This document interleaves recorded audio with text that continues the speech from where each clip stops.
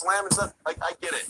But, man, if they get healthy, they're a Super Bowl team. Mark my words. It's happened before. Now, there's some ugly losses, but there are also some ugly wins. And, yes. You know, there's certain things you got to work on and get better at. And Brady's going to do that. But you mentioned the defense. And as long as you got a defense, you got a chance. Yep. Okay? 13 points in 2 games. Incredible. That's incredible. You had 6 sacks against Winston. You got after the quarterback. You had 5 turnovers. Okay? 3 interceptions. Now, off of those 5 turnovers, you turn those into 17 of the 20 points. That's winning football. You didn't allow a lot of points in the second half. You shut this team down basically to give your team an opportunity to win. So when you look at how they got after the Saints on every single level, defensive lineman, they got the rush, they got pressure there. On the second level, Devin White's an animal. I call him the Great White. With 11 tackles, TFL, sacks, forced fumble, whatever you can think of. And then they got guys on the back end, okay? Mike Edwards had a pick 6. We saw that earlier. Jamel Dean had 2 interceptions.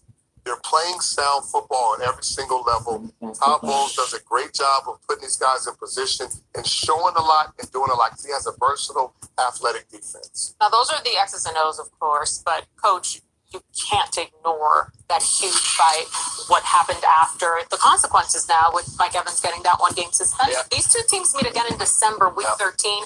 They cannot afford to be losing 2 All-Pros when the game is on the line like this. I get rivalries and I get animosity. I get just, we don't like you and all that stuff. But this is going to be devastating. That's uncalled for by Mike Evans. This happened in 2017 where he was suspended and fined, you know, and Marshawn Lattimore's jawing with the bench, and this is a bad look. Not good at all. But you know what? It's going to hurt the football. Boy, that happened in 2020. All right, and this is earlier than that. I mean, this is not good. Different coaching staffs, different teammates, the whole thing. Jameis was on the other team, and they can't stop it. Well, maybe now the league has to stop it because we can't have this. This really hurts the Bucs. They play the Packers next, all right? And it's not just about a fine. I think it's a $62,000 fine because it's paragraph 5 is really small right now. So that's not a big deal. But this next game's going to have playoff ramifications with the Packers for a seed in the NFC playoffs. Right. And you know, you're maybe without Chris Godwin and now Mike Evans and Tom Brady only threw for 190 yards as it is. And so this is going to be much harder. So that defense better pick it up. That run game better pick it up because he's going to be without some of his weapons, and that's going to hurt the Bucs for a game. Oh, and the repercussions even in the grander scale. Let's say you get a suspension, but if you're out there fighting, you punch someone in the head, whatever, and you get injured, and then you're out for even longer, and you can't help your team. There's a lot of layers to this, but you're right, Coach. Can't afford to be doing that stuff. All right, still to come on game day kickoff. The sky was falling for Dallas fans with Dak Prescott out, but now there is a rush of optimism for Dallas fans. Thanks to Cooper and Mike.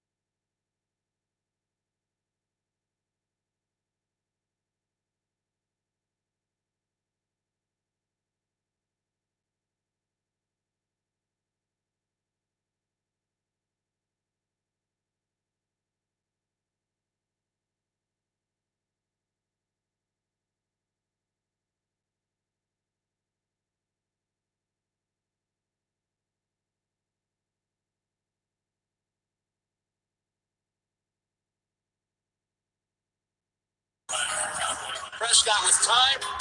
You'd have to put that in.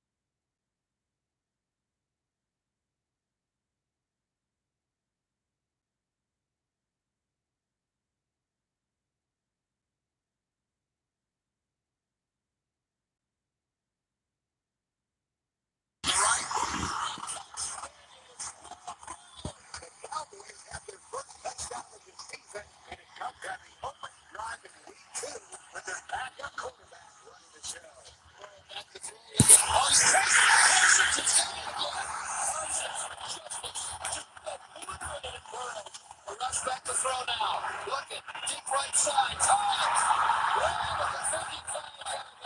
Got her from 50 for the win. A 3-second shot. Snap. Hold. Kick. For 50.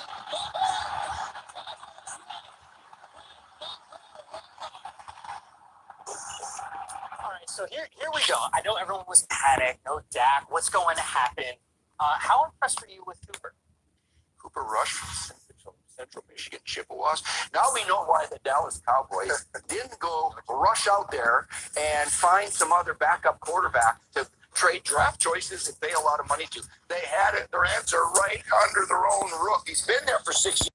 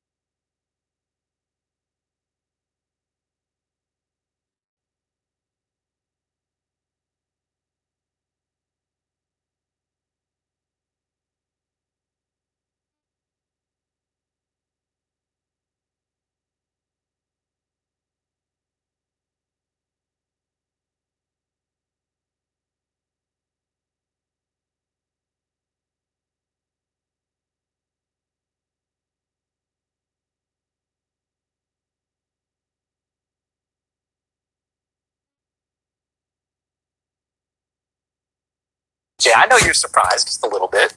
All right, thanks, guys. And more to come on game day kickoff. Mondays around here are not the same unless we bring a little chaos. Find out which of your teams has our guys reaching for a little panic button.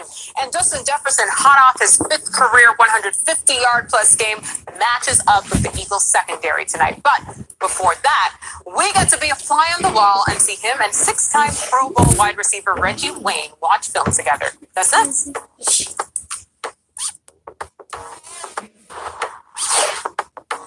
I'm Curtis, 42, homeowner.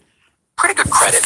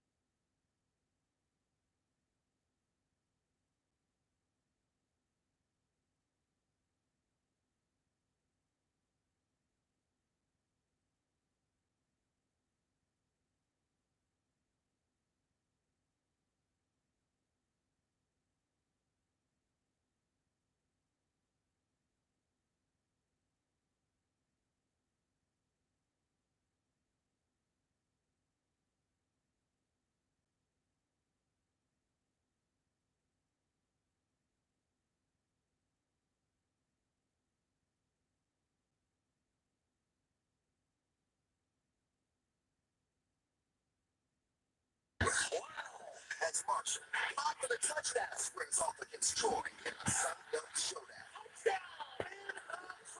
Saturday at 7, live on NFL Network. All right, getting you ready for our two-pack of games. So Kurt Warner and Kirk Cousins, you say that 5 times fast. Just a couple QBs chopping it up before a game. All right, the NFL Network series, NFL Generations, bridges the game's past and present by pairing NFL legends with current NFL stars who grew up watching them. Dust off the dance shoes for this week's episode as the master of the gritty Vikings wide receiver Justin Jefferson is joined by Super Bowl champion Reggie Lane.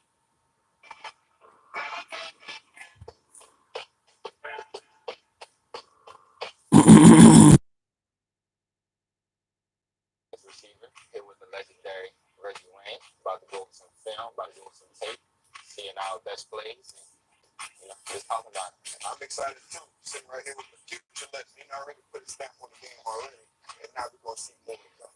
All right, let's jump into it. Yes, sir. Motion, okay.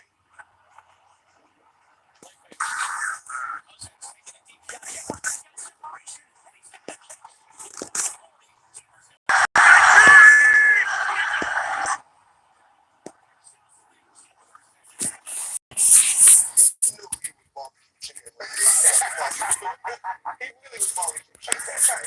There we go. So this is already a mismatch. I already see that. It's a corner. Oh, okay. I'm about to say it. But corner like 33, like you. Don't do it like that. So you know what I'm saying? That's not even close. That's just a track meet right there. That's a track meet right there. I got them young legs, man. That's a track meet. Listen. Yeah, we know about the legendary gritty right now. I gotta hit that gritty before I get in the end zone. Can't say gritty without you, bro. I have to put it on the map. Now everybody doing gritty. This your first touchdown? First one. And track. Look at that. Look at it. One of many. How cool is that? All right, well, Justin Jefferson leads receivers in downfield targets going back to 2020. Our friends at Next Gen Stats say that Jefferson has 101 targets of at least 10 yards. Second on that list, Mike Evans with 75, guys. Oh, not bad. 2 names that we've already talked about in the show. Evans, almost like he's been playing this week, and David actually educating us on Justin Jefferson and why he is so good. But it is time for Monday Mayhem. We get to spin the wheel of chaos. I'm a rookie. I haven't done this whole deal before. All right, what do we got? Wheel Mayhem. Matt Ryan. Willie, this is a squad winless 0-1-1, and Jonathan Taylor 9 touches going with Matt Ryan trying to win. 54 yards, no touchdowns, and everybody in Duval gets Krispy Kreme donuts because they pitched a shutout. The Colts did not score a point. When they got in the red zone, they were 0-2.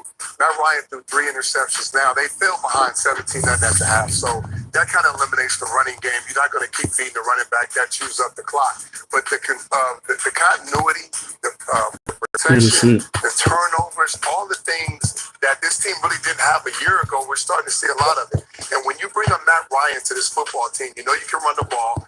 You got a really good offensive line and a good defense. You need him to step up in certain situations on the field, right? Well, the passing game wasn't that good, especially when you needed him when you were down. I'm more of a dessert over dinner guy, so You got to get him hot. no doubt. All right, next up, Mooch, you let's focus on spin the wheel on the spin. Whoa!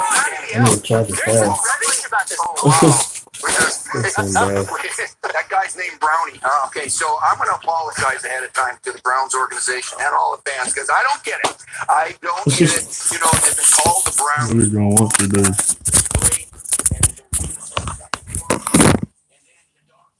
Nope. And they're coming dressed up like dogs, and all of a sudden there's an elf in the middle. Are they in the middle of the field? A big elf, you know, and it jinxed these guys because they lost the game with the elf right there. They're cursed because they were up by 13 points with 90 seconds left, and never ever has a team lost. All right. So I say, take power wash that elf right out of there, put a dog in the middle, and there's your new logo. Because I'm a dog pound. Never ever. That's worth 2 donuts. That type of celebration. All right, let's get me another spin here. Spin it. What's the wheel going to give us today? Oh, hey, buddy. How does that happen? Wow, what do you know? Hello. Great. All right, so What do you want to know about the Raiders? okay, so this is kind of a funky situation, right? The start here, and there's a lot on Kyler. What did you see down the stretch? Well, at halftime, I was having sausages, Mooch. I was having a tri-tip. We're up 20. I feel great. I'm cruising around the stadium. It's a beautiful stadium, Allegiant Stadium. You've been there, Will. Yeah, It's fantastic. And then I start seeing Kyler Murray run around like he's just going crazy. And then we rush two guys, and he's back there for 20 seconds. He could have been back there for 30 seconds. I mean, let's just run the timer. Let's just go ahead and watch how much time. I mean, who's chasing him? God bless them, because they're at least 300. There's no way he could have stood back for a minute and a half, and they would have never got to him. I was just kind of kicked back, like, who's he going to throw it to? Maybe he'll run it in. And that's exactly what he did. Look at the linemen are standing around, they don't care. Tired, man. It's just like, it's like one of those things, like, it's just like, this doesn't ever happen. So for me, okay, they're 0-2, right? I get it, right? But you know what? There's been 4 teams that have won 12 games after going 0-2. One of those teams went to the Super Bowl. Willie McGinnis. And guess who was the coach on that team? Josh McDaniels. May have been a part of that. He's part of the Las Vegas Raiders. So let's see what happens. Bringing it full circle. It was kind of fun to not use a normal clock for you and just kind of I like run that. it down. I haven't had 20 seconds to throw in 5 years. 4 teams, there's been reference to it. 4 teams, including the Raiders, off to an 0-2 start. Titans in jeopardy of being the 5th team. Now, since the expanded playoff in 2020, no 0-2 squad has been in the postseason. Going a little further back, since 90, only 11% of teams to start 0-2 make the playoffs. Only 1% have gotten to the Super Bowl. So what we're saying is, yes, there's a chance. That's right. That's all we need. Still to come here on game day kickoff when we get to this game. Cannot wait to see that offense. The Vikings, Eagles, hope to get the dub tonight in one of 2 games that will cap off a thrilling week 2 in the NFL. That dude's a baller.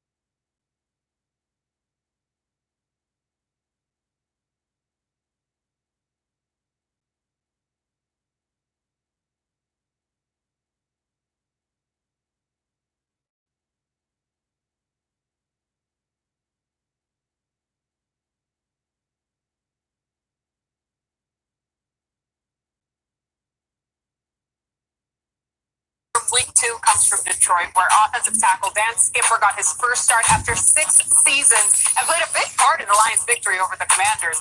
See, you can see games like that when you want it and wherever you are with NFL Plus. Enjoy live, local, and primetime regular season and postseason games right on your phone or your tablet. We've got game replays and more. Go to plus.nfl.com and start your free trial of NFL Plus today. Here's how the Lions celebrated Skipper.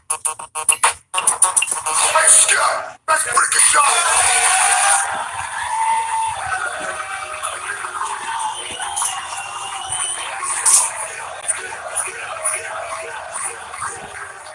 Great team win, man. All right, all 3 phases, but let's give it up for Brent. Where you at?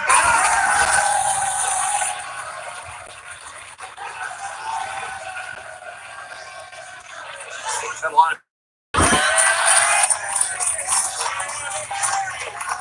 That's all I'm going to say. That's one. Yes, sir. That's one. That is freaking one, man.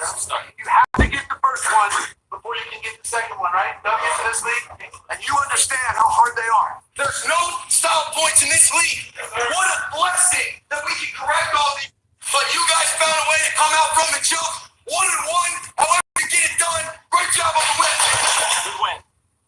Wins are hard to come by in this league. And we got a scrappy bunch, okay? That doesn't waver, and that's what you appreciate. We don't waver. Let's learn from this. This is special. Enjoy it tonight. That's why we never, ever hang our head on this football field. That's the character of the heart we have. We always play hard. Regardless of what the scoreboard says, we always play hard. We just had to tighten it up. You saw what happened. Took that thing over. You found a way to get it done when we had to at the most important moments. Yes, sir. And that right there is what says as much to me as anything. Do not allow this to be anything but a building block. A win is a win is a win.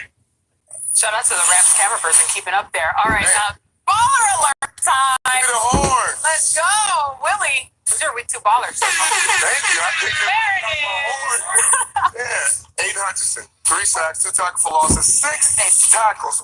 When he got drafted to Detroit, I said, you know what, this guy is perfect. Not only for what they're building, their culture, the city, work hard, never stop, all set in the tone. Aiden Hutchinson, welcome to the baller club. You made it, man. Anytime you get a hat trick, you can always join in my club, the baller Love club. that. David? I love it. Come on with it. Here's what I did last week, okay? I tried to tell you that Tua was a baller. No one listened. Or you didn't listen. No one I did. listened. I said, yeah, thank you, Willie. Thank you, MJ. What I did is I went and made a bold prediction. He's going to have a perfect.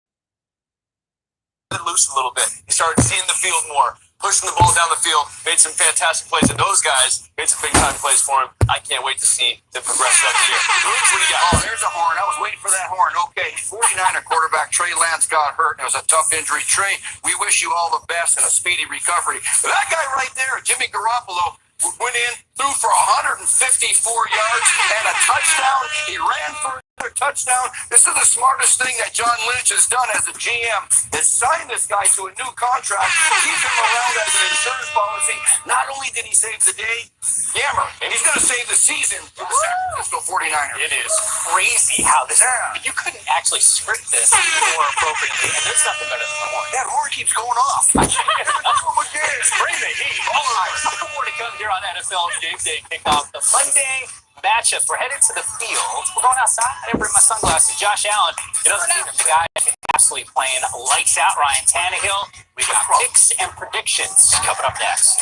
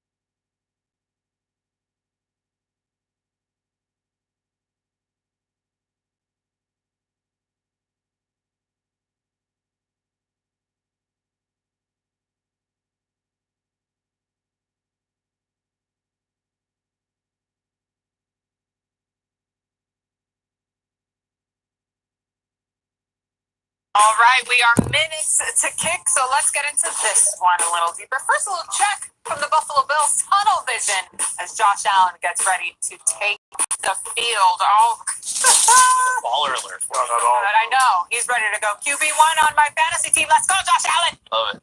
All right, so this game, David, week one started with Josh Allen. We have to wait until Monday Yes. night to see him. Full turnaround.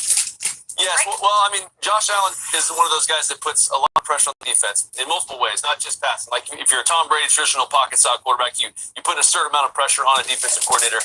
He does it in so many different ways with the element of the run game and how desperate teams are to stop that initially. Then he makes his plays on the outside, so it's really difficult. Honestly, I don't necessarily know how you come about stopping a guy like this. You almost have to have an approach of just keeping him in the pocket. Mooch talked about that earlier, right? That's difficult, right? Because he escapes so well. So, man, good luck. But Josh is probably the best quarterback in the league right now.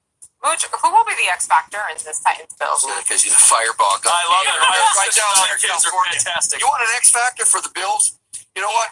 We all love to watch Josh Allen play football, but you know what? To me, he runs way the heck too much. I mean, it's a big guy, and he's exciting. He scores a lot of touchdowns. He needs help in the run game. Devin Singletary, let's go. You're the X factor tonight. We want you to have a lot of touches. He had 1,100 scrimmage yards last year. He's a very capable back, but I want to see him be the bell cow, take some hits off of Josh Allen, and establish the run game.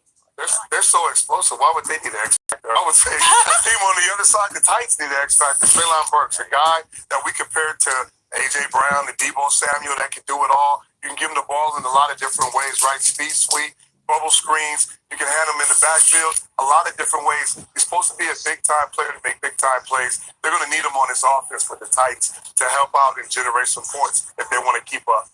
All right, you like Burks enough to pick them? I know we're going to get everyone No, to pick me. I didn't pick them. Are we there yet? Yeah, we're There. I'm taking the Bills. The Bills at home are tough. Like you said, this is the championship team, 36-21 Bills. Yeah, I agree. Yeah, the Bills are obviously talented everywhere. Von Miller defense, number one defense in the league, just got better. 35-28 Bills. You guys are all wrong. Oh, I'm taking the Bills, but the score is going to be 27-20. Okay. Got it. I don't remember my score, but I definitely have the Bills in this one. 32-21, thanks. I'm glad I'm not the only one who forgets the score. I actually had to write it down before. It's a clean sweep, which it wasn't successful a week ago. I was all nervous. Denver, but besides the point, 34-24, the count for me. Clean sweep once again, the Bills. Listen, sometimes traffic gets you, no matter where you are. Spencer Brown caught in traffic on the way to the game. Can we get an escort? Get a manager to the game? I'm very concerned. Yeah. Wow. It looked like a whole lot of traffic. A little bit. Compared to LA? Are you kidding me? Right, you can't compare it to LA. All right, switch to the late game. 8:30 Eastern time on ABC. Justin Jefferson, the Vikes, actually matching up against the Eagles. We'll get to the show that puts JJ on last week when he was wired for sound against the Packers.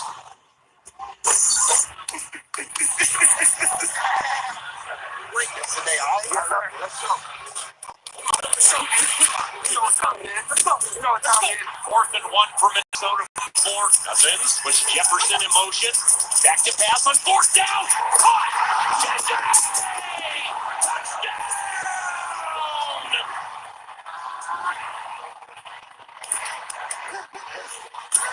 And the Minnesota Vikings strike on their first possession of the season. Come around here.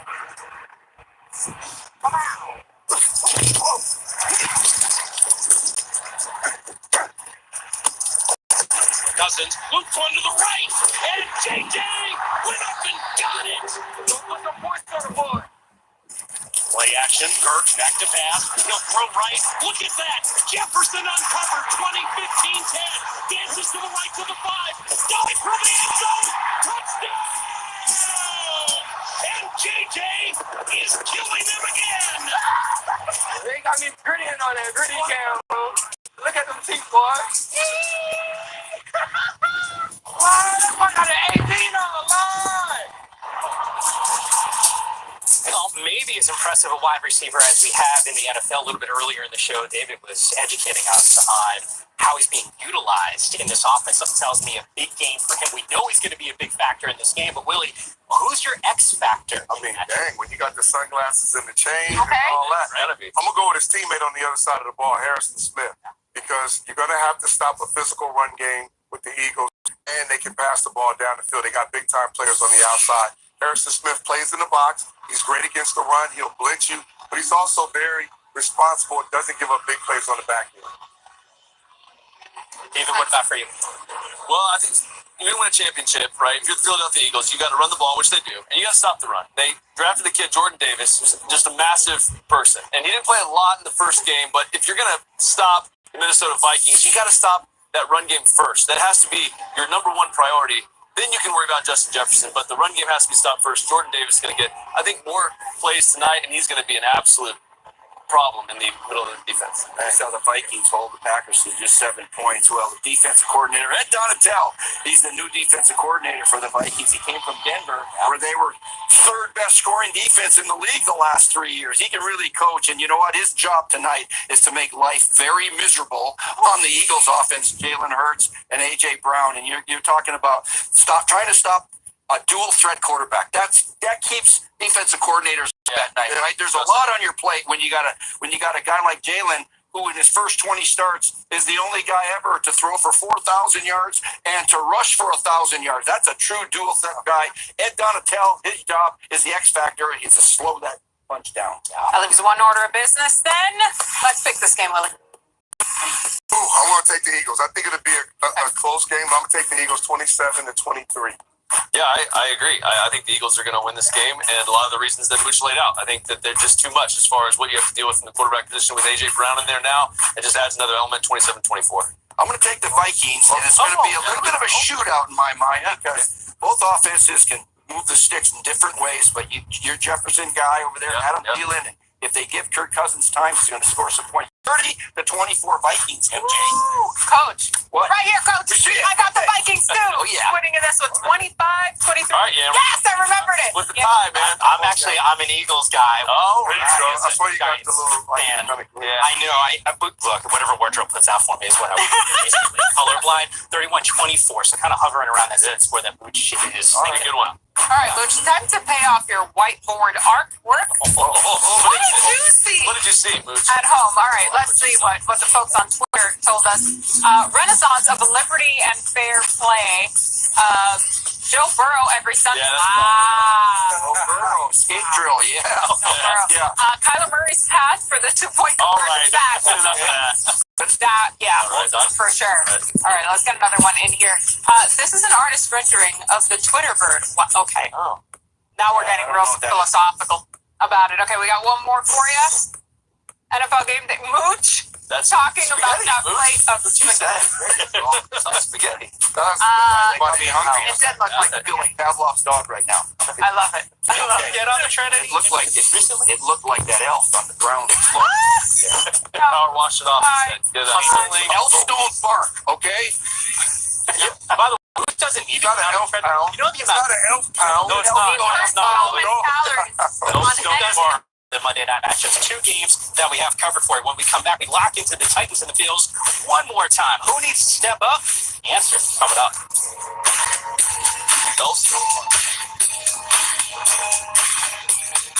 If you watch football on TV, you need Fubo TV. Never miss a highlight with NFL Network.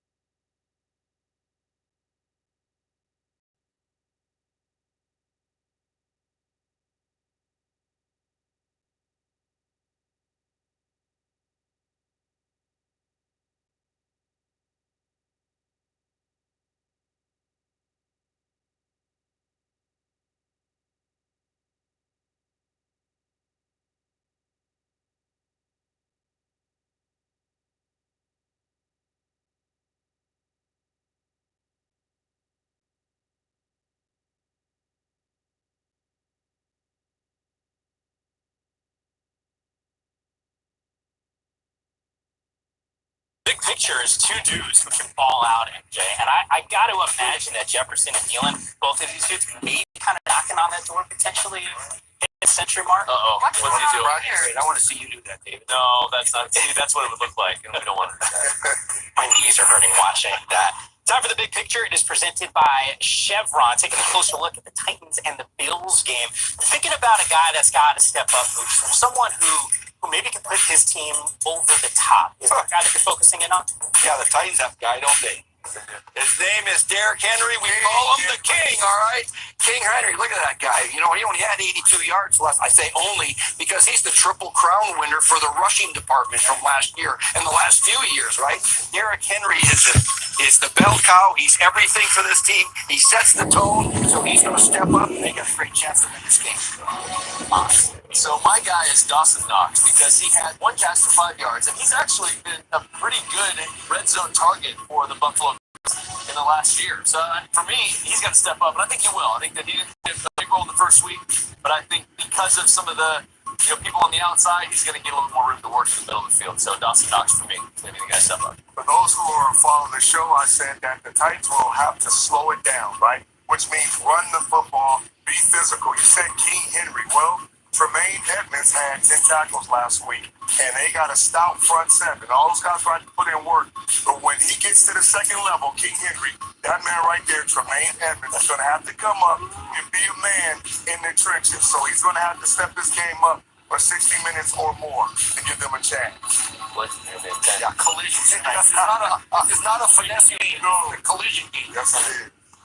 No matter what, it's going to be a physical game. And we will see you tonight after both games are over. Because don't forget, it is a two-pack of games tonight. What did we do to deserve such a... You say two-pack?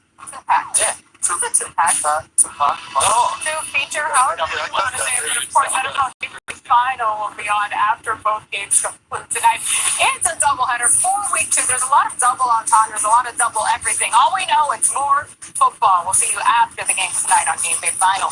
Enjoy it, everybody. I don't know. Josh Allen looks great. Man, 40 points tonight, Josh. 40. Woo. You must got to be your okay, facts. Great weather here in Cleveland, 80 degrees on Lake Erie. Here are your particulars as we get you set for the Browns and the Jets. And we say hello for the first time to Aditi Kingdapala. Aditi? Here, it might be a little bit hotter down here on the field than that, but I'll tell you this. Jets head coach Robert Saleh generated a bit of buzz this week when he said he was keeping receipts on all the people doubting his team. We're inside that locker room, and couldn't have played any better, wide receiver Elijah Moore told us. He said when our head coach is acting like he wants to fight someone, it just makes us want to fight even more. Meanwhile, over on the other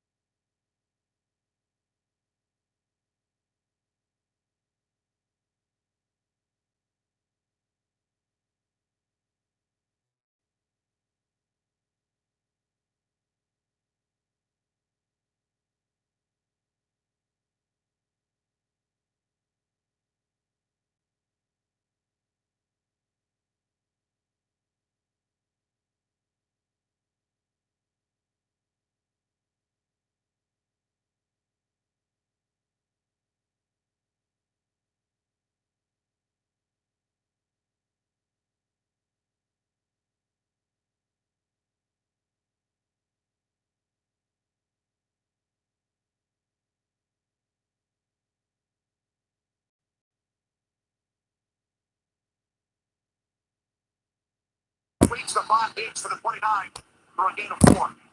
Freeze the 5 gates for the 29 for a gain of 4. Freeze the 5 gates for the 29 for a gain of 4. Freeze the 5 gates for the 29.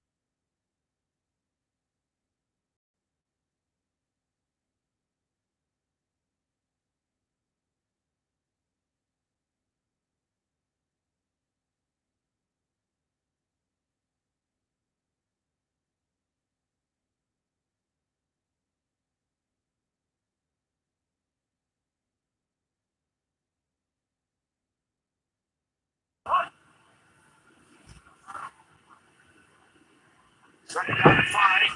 Opening possession for the Vikings. Territory. Forced out of bounds at the 46-yard line by Rashawn Douglas, a gain of 10. That's a lot, Diggs. They send it down for Minnesota. Cousins with 5. He fires downfield, and it's too far for Diggs with Douglas defending. Let it be aggressive. Second and 10. Tight ends on the field. Fletcher Cox comes through to wrap on Dalvin Cook for a loss. Now third down at 13. Cousins sets, throws. He's waiting for a touchdown. Fancy offense coordinators, and let's move this thing. On the Cousins cut.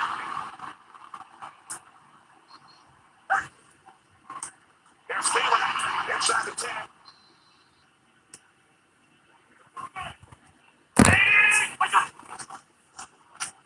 On a handoff from Cousins. Down to the 7-yard line of the Philadelphia Eagles. With a drive like this is aggressive enough, and then this could be way out territory. On 3rd and 2, it's Cook. After reviewing the play, the runner's knee was down, the ball was at the 5-yard line. It will be a first down. First and goal from the 5, it's Cook. And he right into the arms of Hassan Ridgeway. Got it. Denied that. Walks to the yard, 2 tight ends set. On second and goal, Cousins to the end zone. Thielen.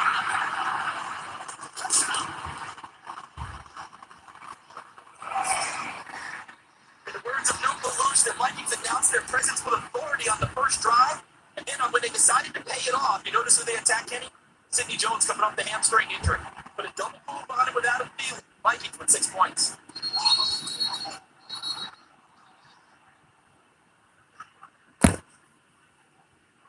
Ball start. Offense. 275. 5-yard penalty. Replay the track. Extra point, equivalent of a 38-yard field goal following the penalty. It is good.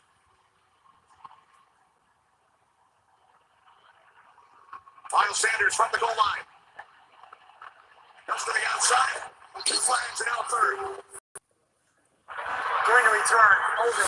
Receiving team number 36. Half the distance to the goal. First down. Eagles trailing 7-0 start. On their 7. On first down, it's Howard. Out across the 10 to the 12-yard line. Sanders in the backfield, 3 receivers set. Second down and 5.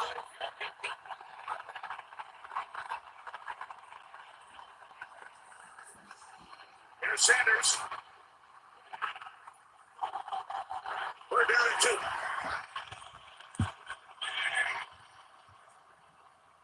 It's Howard. And a terrific first series for the guys in purple on defense as well. 3 run plays. Eagles go 3 and out. Marcus Sherrills on the return for the Vikings. To the 44. Vikings start from their 44-yard line.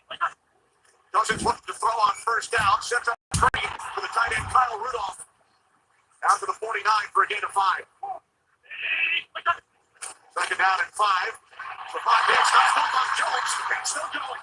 That's the first down and 4 for the Eagles' 33-yard line. Did play last week. Getting the start today has been picked on early. On the toss, it's Thielen.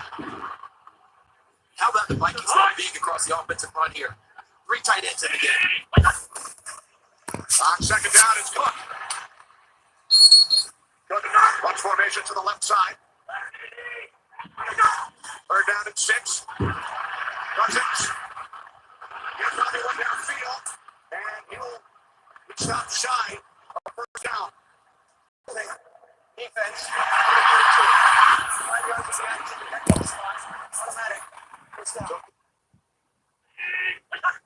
First and 10 from the 23-yard line as Cousins finds Cook.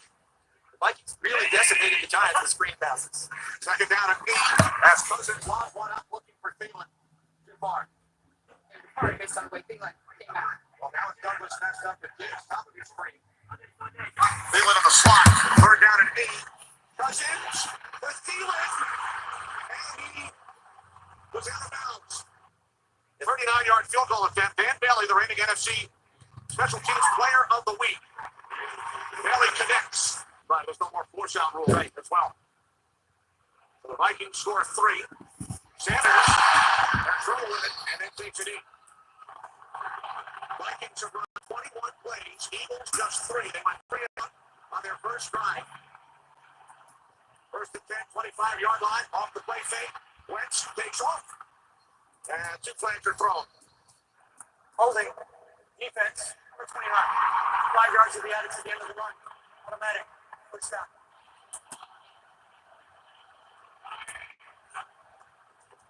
From the 37, it's Howard on first down. Final minute, first quarter here in Minneapolis. Vikings lead 10-0. Eagles keep it on the ground once again. And now they hope to extend this drive. Third down and 3. Quick screen to Alshon Jeffrey. And Jeffrey has a first down. Begin the second quarter, new set of downs for the Eagles. From their 48-yard line, the handoff to Howard up the middle into Vikings territory. Second down and 5. Sanders has replaced Howard in the backfield.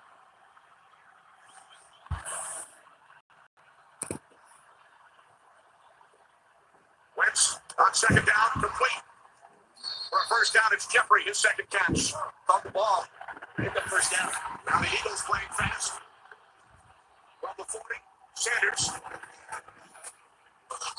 Down to the 37-yard line for a gain of 3, wrapped up by Anthony Barr. If you're under 65 and not on Medicaid, you need to see this. The president just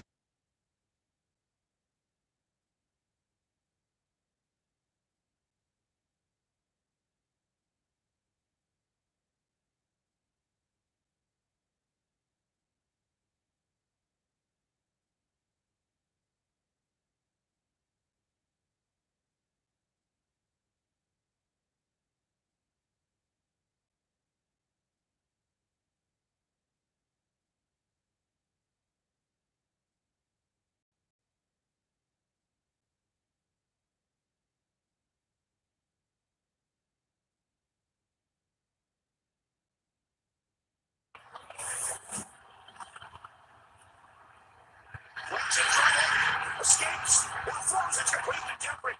Terrific second effort. Third down and 6. 3 receivers to the left side. Wentz looks left. He stands. And throws. Yes. Batted by Eric Kendricks. Here's Jake Elliott. 53-yard attempt. Elliott's kick is good. What to do? Down to Cook. Carry the load. But those defensive tackles get up the field so hard, they come up the works inside all the times. Madison takes the handoff from Cousins. His first carry. Puts up a first down. The rookie out of Boise State. In a game all season. Cousins first down. Going deep for Diggs. He makes the catch. Stephon Diggs. Touchdown. 62 yards. So watch. Upfield, and Rasul Douglas can see back there, but he just can't keep up. Stephon Diggs just essentially ran past him. And a beautiful throw by Cousins on the money. Do you remember when Stephon Diggs was missing meetings and not here? Hey, I don't know. I think if they're going to throw the ball like that to him. Manley has the extra point. 2 75-yard drives. The last one took only 2 plays. They have both reached the end zone today. Jason Peters back in at left tackle for the Eagles as Wentz gets rid of it. Dallas Goddard trailing the Chiefs. Wentz looking for Hurts.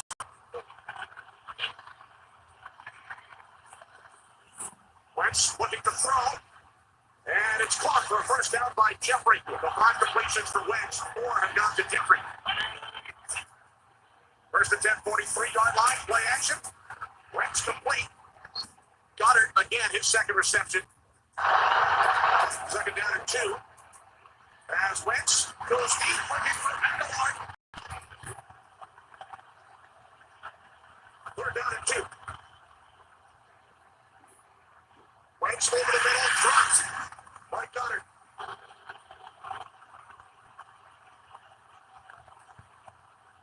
Wentz on 4th down, fires, incomplete. Shot Jeffrey. And the Vikings take over at their 49-yard line.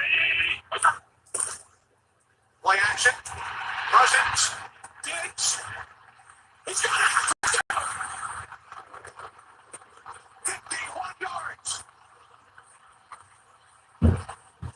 Here's look at Diggs. Rasul Douglas sitting down like it's zone coverage, so that is not man-to-man. That's zone coverage the way he sat down, and there's a breakdown behind it. What was interesting to me in watching this is that Diggs is so wide open on the front side. On the back side, old BC Johnson, number 81, was equally wide open. The Vikings did good. The last 3 plays run by the Vikings have covered 126 yards, and they've scored twice. They start from the 25. This is Howard. Remember, no running plays on that last series. Came back in during the last series, now replaced by Dillard once again. Second down and 1. Wentz complete for a first down. A couple of series ago, unable to connect, but you're right. They're going to bounce it out and take shots. Someone's got to emerge. Wentz complete. It's Goddard again. That's his 4th reception. Nothing yet for Zach Ertz. They need that to get people away from the line of scrimmage. They can run the football even more effectively. Second down and 3.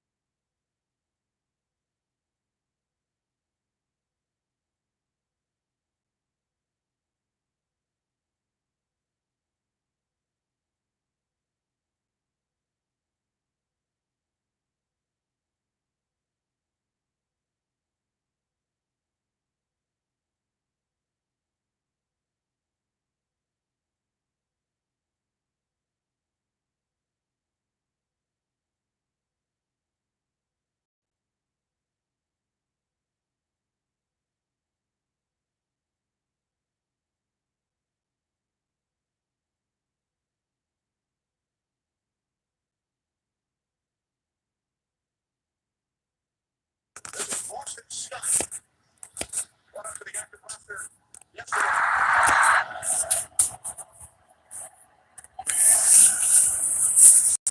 Wentz stands on the line, coming through to make the play. Anthony Watson. Second down and 14. Wentz moving to his left. Wide open is Jeffrey for a first down. Down to the 41-yard line. This is capture of the first down. From the 41, it's Jeffrey again. He followed it, gathered it in, but play clock is at 2. Second down and 10. They get around the and Sanders followed up. Whitball Joseph makes the play. Eagles must get to the 49-yard line, and that sails through the hands of Ertz. I think Zach Ertz has got a case there. That catch is called for by Sherrills at the 19-yard line. What's coming up at halftime, Kurt Menefee? To stay as aggressive as we've seen here in the first half as they go towards the end. Cousins looking for Thielen. Don't get Pass interference. All the places flying foul. Automatic. See if Minnesota can go with a decided advantage. First and 10, 35-yard line. As Cousins sets up the scene, finds Cook. And Cook takes it out to the 46 for Vikings first down, gain of 11. The block by Ben Bradbury allows for a few more yards. Cousins going deep, looking for Deeds again. This time a bit too far with Douglas defending. Second and 10, 46-yard line. It's Cook. Stumbles and then down. Cousins rolling right. He throws and that bounces away from Diggs. And it's picked off. Intercepted by the former Viking, Andrew Centeno, spent the last 8 years here in Minnesota. Carson Wentz a couple times to help him out in the defensive scheme. So now Wentz and the Eagles go to work on the screen. It is Sanders. And he high steps it out of bounds at the 43-yard line. Excuse me, don't review the first. Assalamu alaikum. You're on YouTube right now, and your life is about to get transformed. Listen, it's a $100 deposit, and I guarantee you I will show you how we built a business that does about $200,000 a week. That's right, a week. Second and short. They picked up 9. And now Jeffrey, first down, Philadelphia to the 40. Eagles with one timeout remaining, 50 seconds on the clock. Wentz rolling to his right, he was under pressure. And it's out of bounds, Matt Collins. Bottom of your screen, number 19. Aguilar takes it down to the 32. And now Doug Peterson will get the third quarter. Third down and 2 as Wentz pulls it in and now swings it out. Aguilar has a first down and he gets out of bounds. Eagles out of timeouts. And they get one of these tight ends or receivers down the seam. Here's Ertz right here. Jeffrey has returned. Wentz complete Ertz. That's his first reception today. Second down and 4. Wentz bothered on that throw. Trying to take advantage of the edge right here with the rookie back protection. Third down and 4. As Wentz throws, looking for Hollins. It's a fake. Elliott looking to throw. Can't find anyone. Now gets rid of it. It's intercepted by Griffin. Emerson Griffin.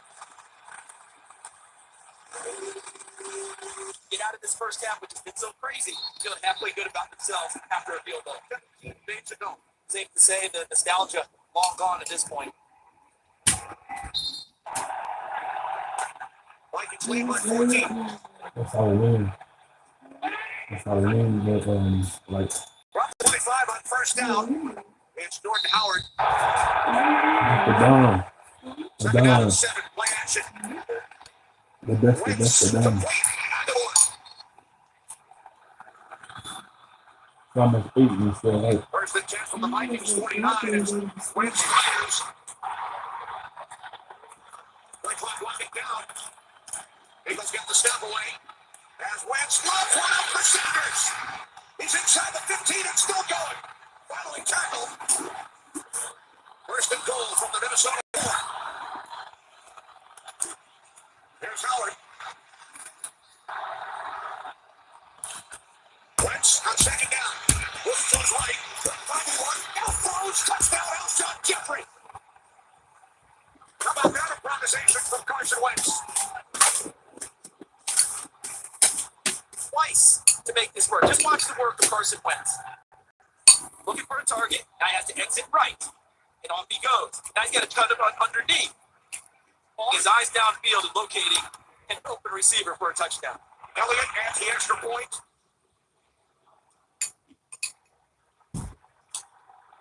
Down to the field, Pam. On the 25-yard line off the fake to Cook.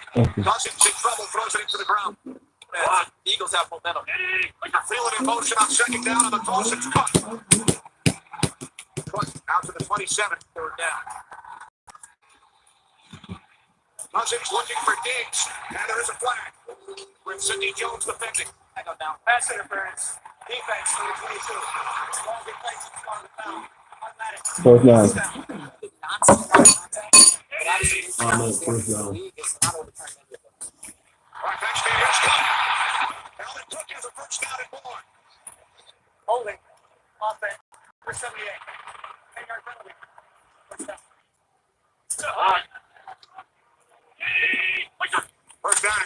following the penalty. Another flag as Madison takes it out to the 31-yard line. Big block in the back on the offense. Ready one. 10-yard penalty. First down.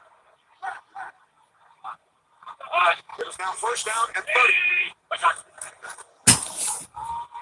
Cousins near side, Diggs snaps it. Second down and 30.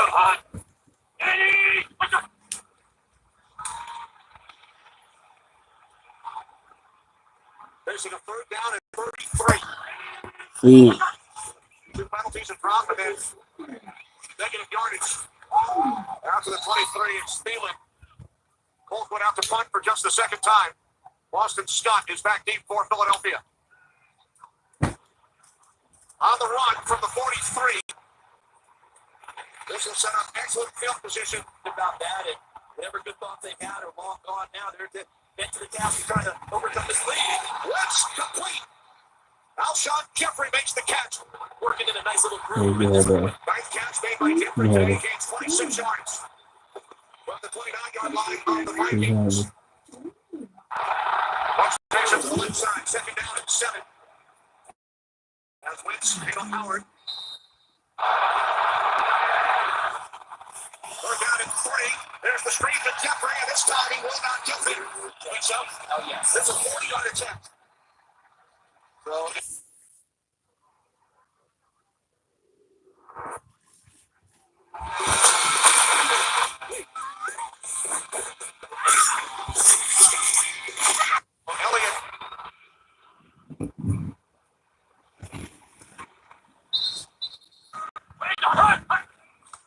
From the 25, Cousins looking to throw. On first down, he's caught at the 39-yard line by Diggs.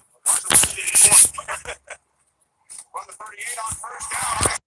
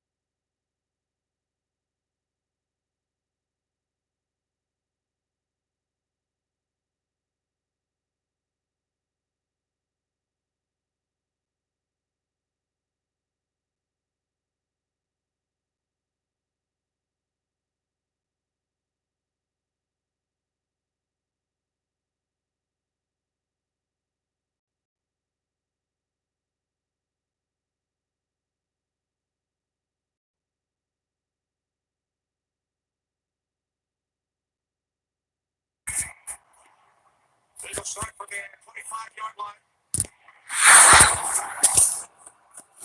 Sanders lined up to the left of Wentz. Wentz stays on his feet, moving to his left. Now throws. It's Hurts. And he made the catch inbounds at the 39-yard line. That doesn't make this one a lot for them by any stretch. This is Howard. And Howard forces his way across the field.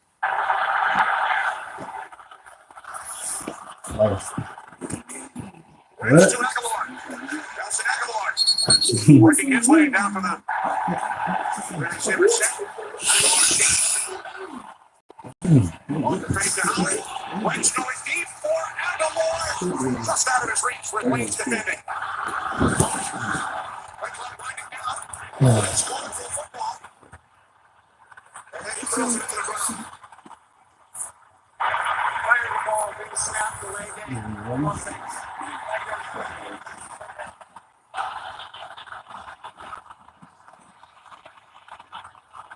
Play clock at 3. Man.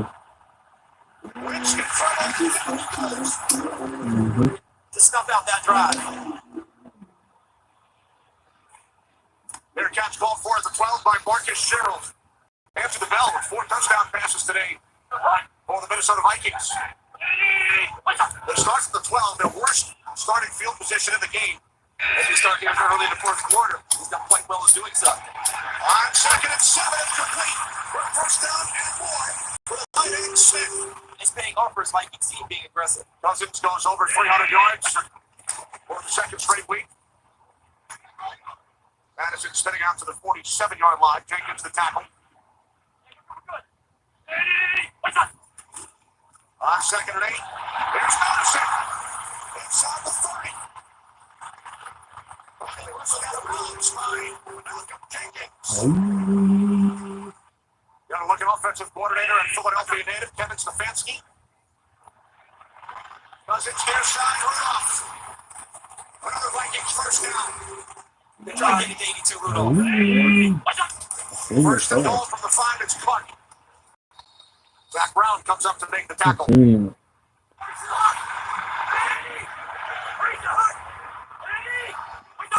Second and goal. Cousins looking, throws, and zone in. Couple of flags and stabs. And the havoc that it causes. Prior to the pass, holding, defense, 22. After distance of the goal, automatic, first down. First and goal from the 3 is Madison.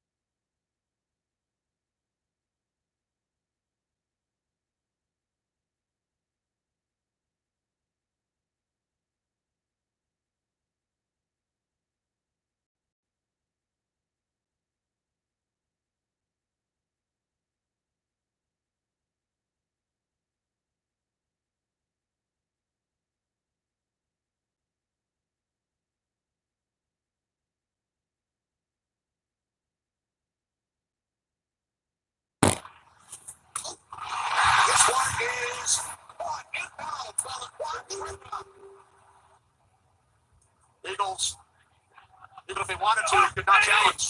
Out of timeouts. Madison. Mr. Clyde Taylor. Associate Director Tyler Dare. Technical Director is Derek Joya Presto. Being snapped. Timeout, Minnesota. Second down and 8. As Madison is thrown back by Ridgeway. And now with 2 minutes remaining. It's an 18-point game. Madison is the 10. The ball comes loose. And the Eagles have recovered. On the return, it's Ruche Hill. With the Eagles trailing by 18. Hand off to Boston Scott. That way you get a coach's voice, but a player's viewpoint perspective. That really helps you with that. Scott once again.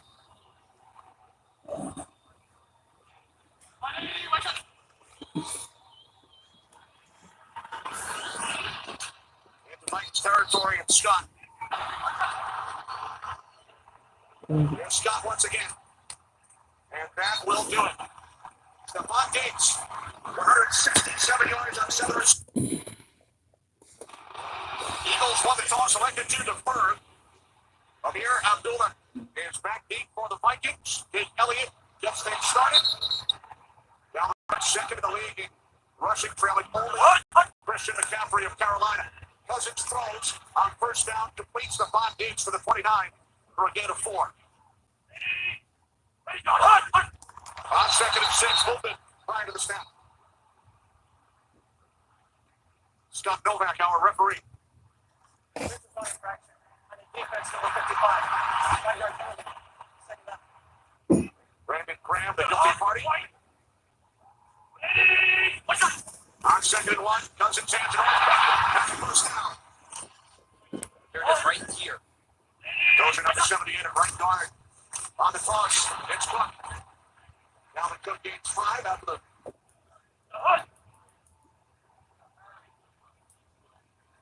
Second down and 5. Opening possession for the Vikings. Stephon Diggs into Eagles territory. Forced out of bounds at the 46-yard line by Rasul Douglas, a gain of 10. Up and down Stephon Diggs. He sent it down for Minnesota. Cousins with time. He fires downfield.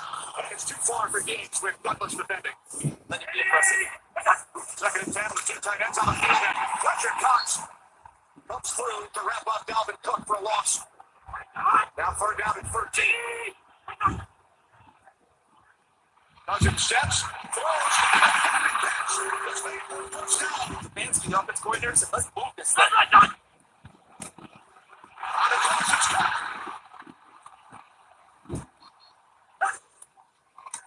Here's Phelan inside the 10. On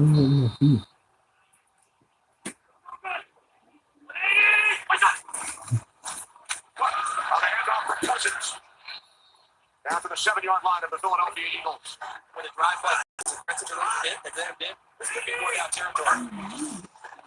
On 32, Nicholas Cook. After reviewing the play, when the runner's knee was down, the ball was at the 5-yard line. It will be a first down. First and goal from the 5, it's Cook.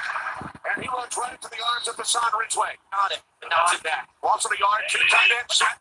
On second and goal, Cousins to the end zone. Touchdown.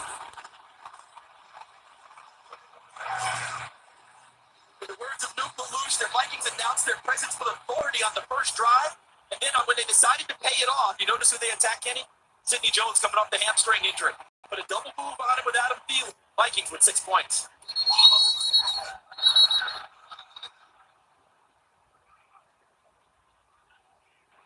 Ball start. Offense. Number 75. 5-yard penalty. Replay the try. Extra point equivalent of a 38-yard field goal following the penalty. It is good.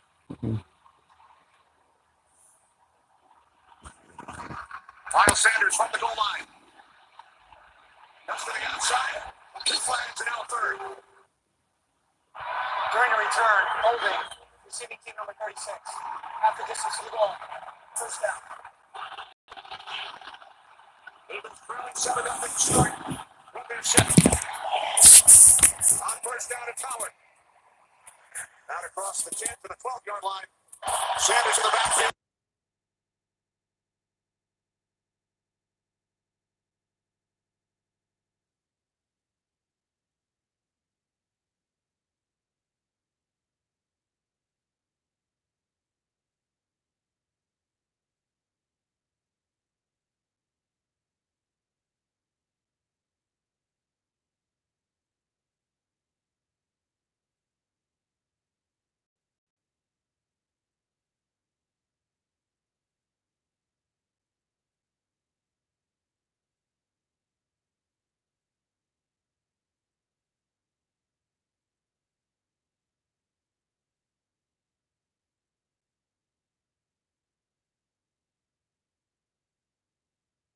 And 5. So Biggs got full on Jones. And still going. That's the first down and 4 for the Eagles 53-yard line. Did play last week. Getting the start today, but picked on early. On the toss, it's Thielen. How about the Vikings going big across the offensive front here? 3 tight ends in the game. On second down, it's Cook.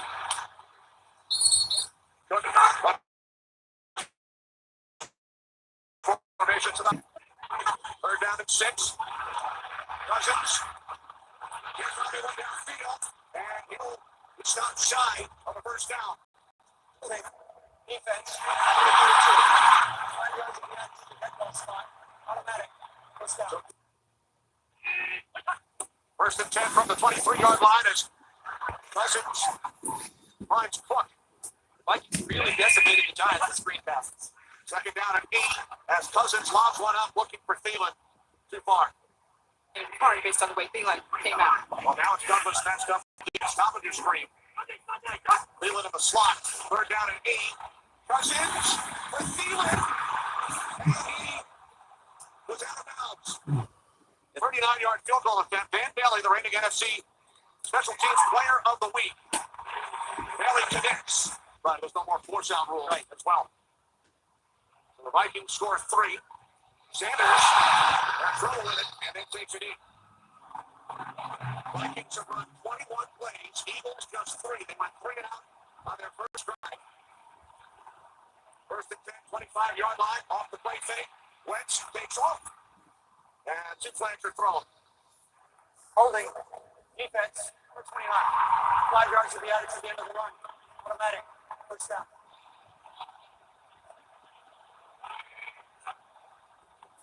From the 37, it's Howard on first down. Final minute, first quarter here in Minneapolis. Vikings lead 10-0. Eagles keep it on the ground once again. And now they hope to extend this drive. Third down and 3. Quick screen to Alshon Jeffrey. And Jeffrey has a first down. We begin the second quarter. New set of downs for the Eagles. From their 48-yard line, a handoff to Howard up the middle into Vikings territory. Second down and 5. Sanders has replaced Howard in the backfield.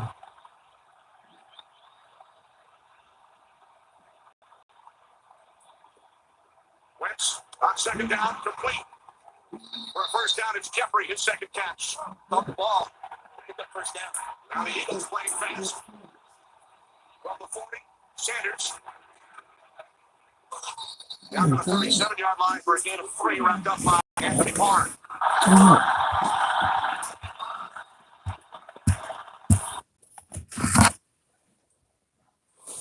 Franchise QB. And Kirk Cousins armed with a new offensive scheme and a ton of weapons to make it fly. Contrasting styles and plenty of star power. Built for a night full of fun. So the Monday Night Countdown crew is here in New York City so we can keep an eye on what's happening in Philly and also in Buffalo, where the first game of our doubleheader kicked off at 17 p.m. Eastern time. So let's get you caught up on what's going on in Buffalo so far. Looks like the Bills picked up right where they left off from week 1. First Buffalo drive. Josh Allen fakes the run, finds his pullback. Ricky Gilliam on the screen pass, breaks some tackles. Great play design. Yeah, really nice play call. God dang. About Tennessee, so they should have made that play. But I love the design. Faking one way, then the fullback screen with blockers in front. So Titans had an answer for this. Ryan Tannehill takes his guys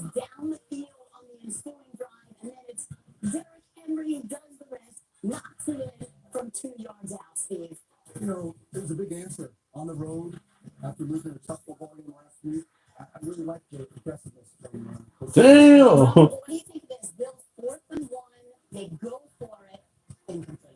Yeah, they're trying to be aggressive, but Kevin Byard makes an amazing thing to put that on repeat. That man is a baller. 5th straight season that these two teams have met. They have become true rivals. Last year came down to the wire. We'll see what happens as this game is now in the second quarter. So let's take you there live. Let's listen in to Steve Levy in Buffalo. Rangers fucking ass.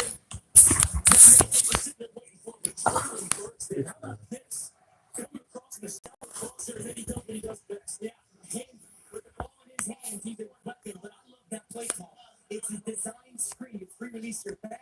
You have your tight end and wide receiver.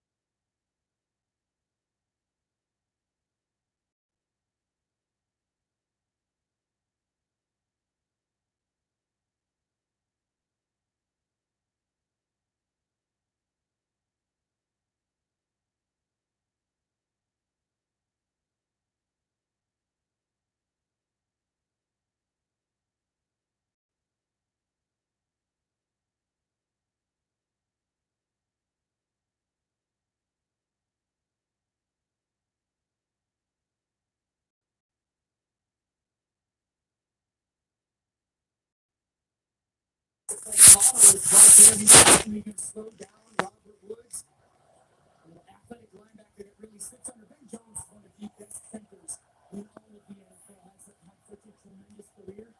That happens because of Milano's athleticism. Jones so durable, played 161 of a possible 162 days. Second and 26. That's Tom down up there. There's Tanner, that was a nice pocket. Trying to throw for a couple. There's Robert Woods on the receiving end. John Johnson makes the stop, picks up 4, and it's third down forever. Steve Von Miller is trying to go to work outside on that left defensive side against T. Claire. See him using all the moves. He had a spin and he slapped him with the long arm. That was the goose move, wasn't it? That's it. You know what he is. He wants to hear me scream up there. That's one of his best ones he's got. He'll bring it up sooner or later. Third and 21.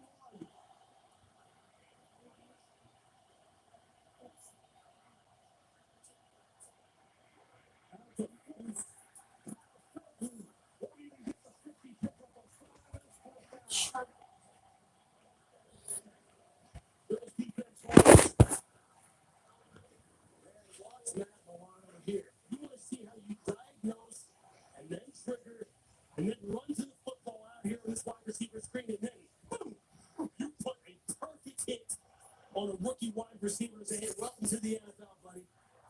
I'm the best coverage linebacker in the NFL, if not one of the very best.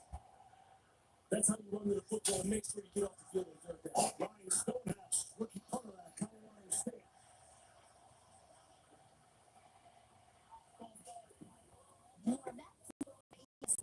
Right here, counting down the kickoff of the second game of our Monday night doubleheader on ABC. Home run hitter at running back Davenport. Excited for his first ever game in Philly. He's heard so much about the fans. The Eagles D gave up some ground last week. Vikings, Eagles, and Philly on the way here on ABC. Monday Night Countdown is presented by Subway. Try the all-new Subway.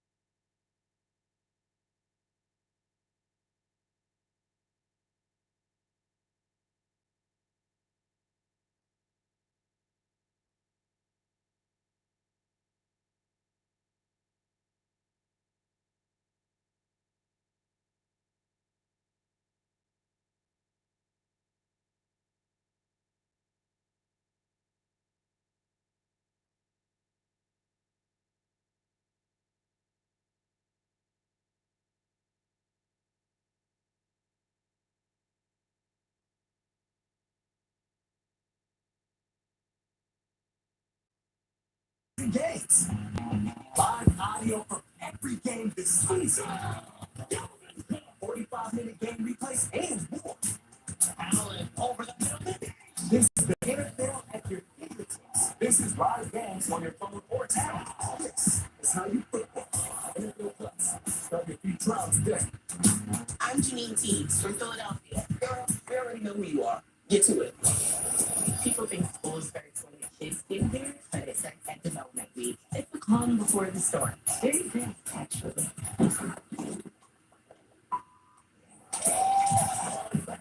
Wow, no,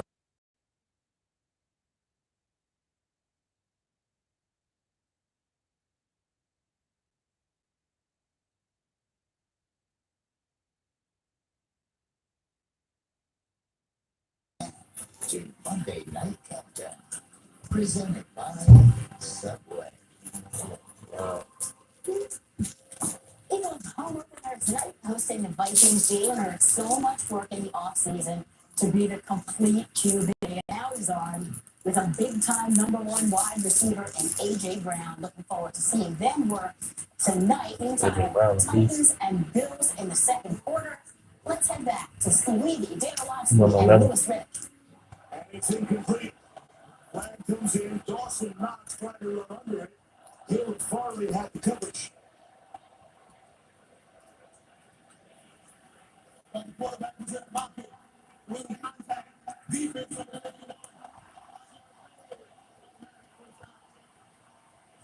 I'm shooting for the Bills.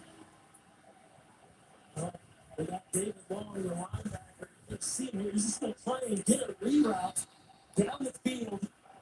And you see, he's at about 6.5, almost 7 yards. And they're going to start calling that a lot more. It's a better point of emphasis. Making sure they call that illegal contact past 5 yards. David Long. Just got that.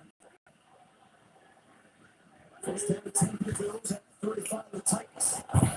Here's Singleton. Pick up 3. Singleton.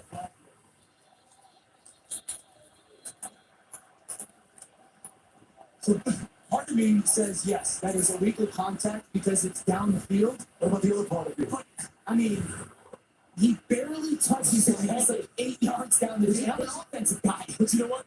By letter of the law, if it's past 5 yards, you call it. Like, hey, as a defensive player, I get your points. Here's John Perry.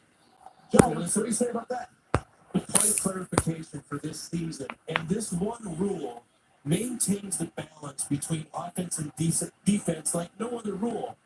It doesn't matter how much the contact is. This is a defender who is beyond 5 yards, who steps outside the frame and makes contact.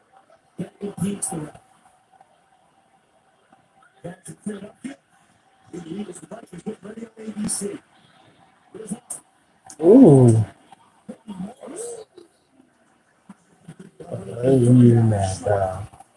A physical game between two very blue-collar type teams. So keep an eye on that game. Let's talk about the game that's coming up on ABC. Guys, let's talk about a contrast in styles in the quarterbacks tonight. Robert, Jalen Hurts, speed, such a weapon like all quarterbacks in rushing week 1, but he wants to be complete. Yeah, he wants to be a complete quarterback, and you got it rolling with A.J. Brown, his new #1 wide receiver, all over the field last week. I would love to see him continue to do that, but also get Devontae Smith involved because that's the guy that's going to really bring their offense to the top. See, Kirk Cousins has a new head coach and play caller surrounded by so much talent. Based on week 1, looks like Kevin O'Connell has a key to unlocking all this potential. It's something how you feel it. These guys have played a long time. When I feel a great offensive coordinator, head coach who's innovative, and make it aggressive as Adam Field called it, just start aggressive. You start the plays, and then Kirk Cousins is a great processor. That part makes me feel like this is going to be a good game. And boom, Justin Jefferson, unstoppable. Simply put, since he came into the league, all those good things. His route running, his savviness to find the open spots in the zone has been outstanding. All right, we got Titans Bills on ESPN at 7 in the second quarter. For Eagles fans, well, we got an up-close look at what Jefferson could do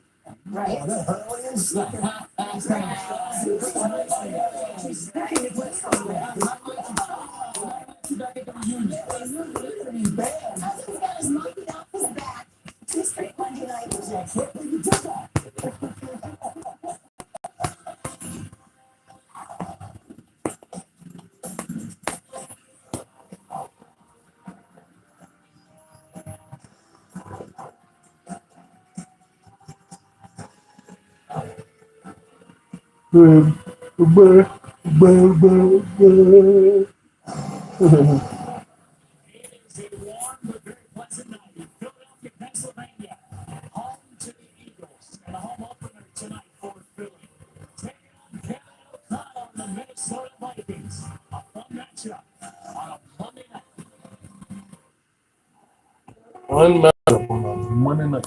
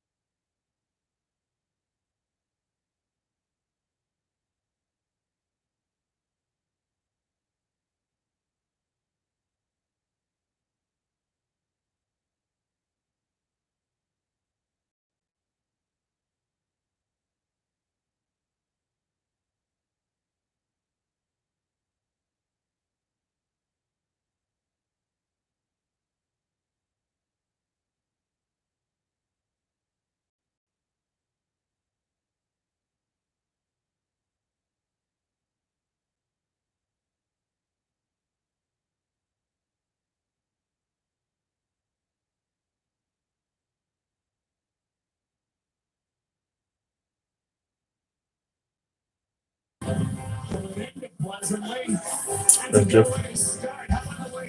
Jefferson started week 1. Come on, bro. Don't be all cocky. But they gotta stop that dude right there and put it back.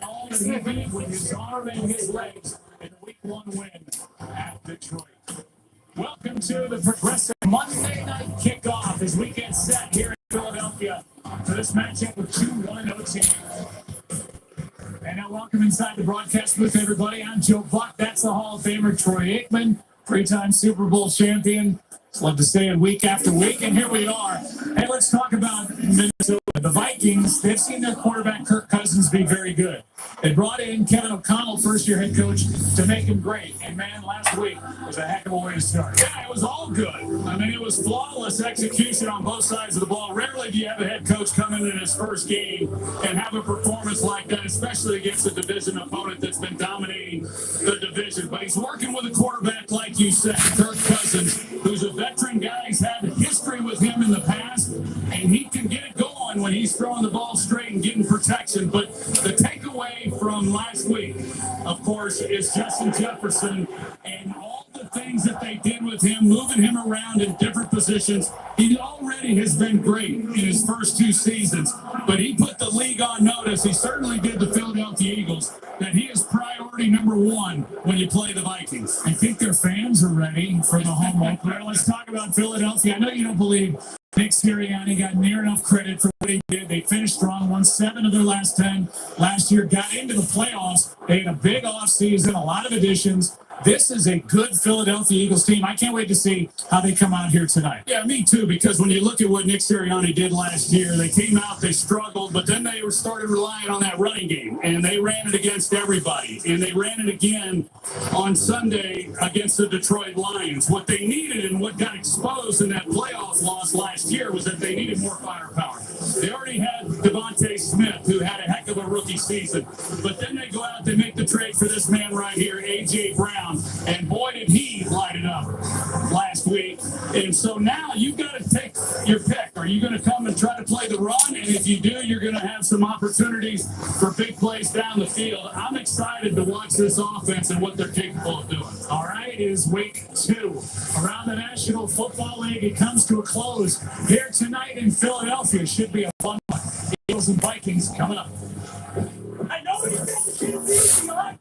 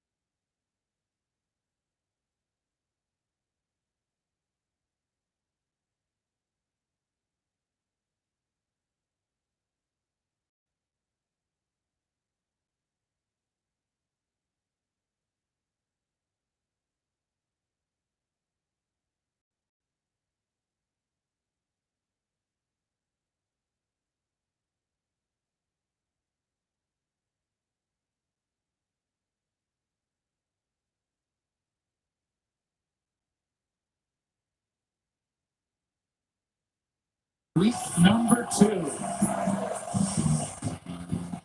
Eagles players getting introduced, and we'll send it down to the third member of our broadcast crew. It's Lisa Salters. Brown and Jalen Hurts have been best buddies. Hurts hosted Brown on his recruiting visit in Alabama. Brown ended up choosing Ole Miss, and Hurts, of course, ultimately transferred to Oklahoma. But the bond that was formed that weekend back in 2016 is already paying off big for the Philadelphia Eagles. It was handy, man. I ain't gonna do it, man.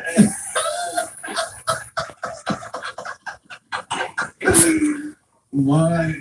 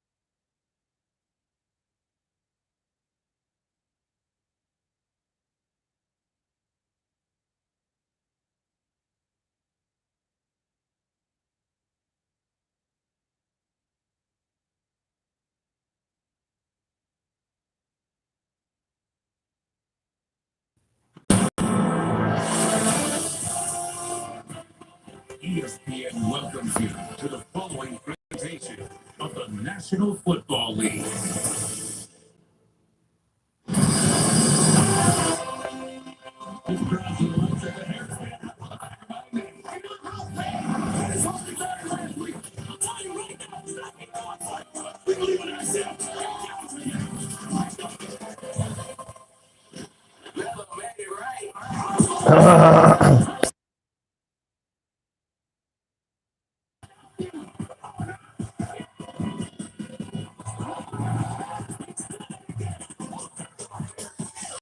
Justin Jefferson and the Vikings heading to Philly to take on Jalen Hurts and the Eagles as both teams look to follow up with their Week 1 wins tonight on Monday Night Football.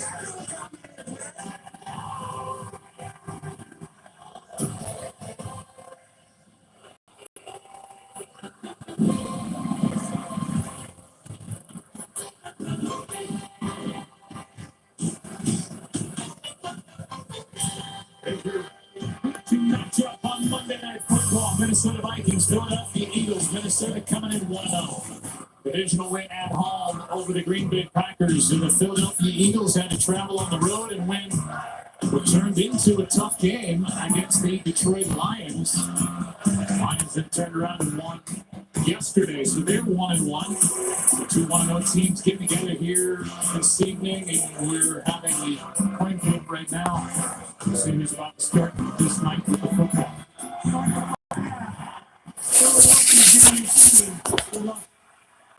The answer is Philadelphia.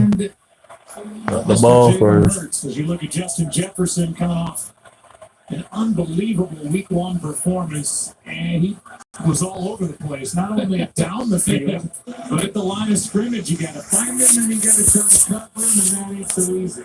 They had him in a lot of different spots, like you said. They had him in the backfield. They even had him, tight as a tight end, tight position. They moved him, obviously. But with that, it wasn't only him. Everybody then had to move and play different positions, including Dalvin Cook. But I thought Kevin O'Connell, the way he opened that game last week against Green Bay, certainly kept Green Bay on their heels.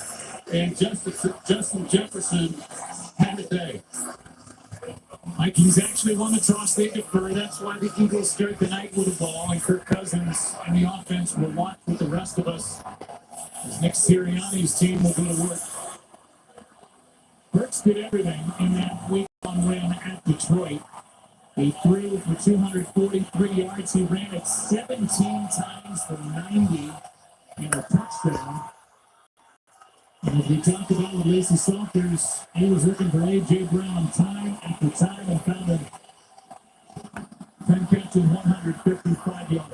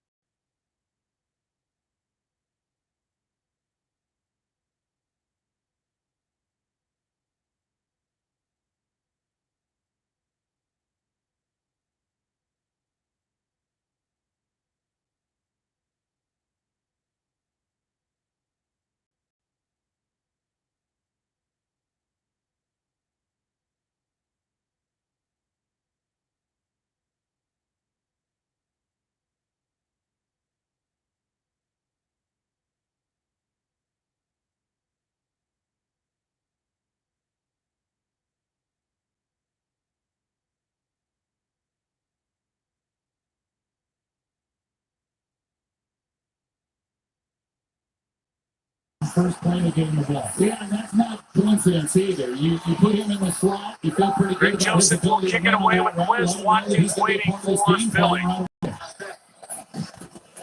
In 5 second down, and after his being chased, throws. Short kick. Takes a bounce, and Watkins is there, and he's corralled around the 17-yard line as he's going to return of 4 yards. As Patrick Jones downfield is unable to field. Now Phillips fumbles. Tennessee got to stop the red zone. Field goal coming.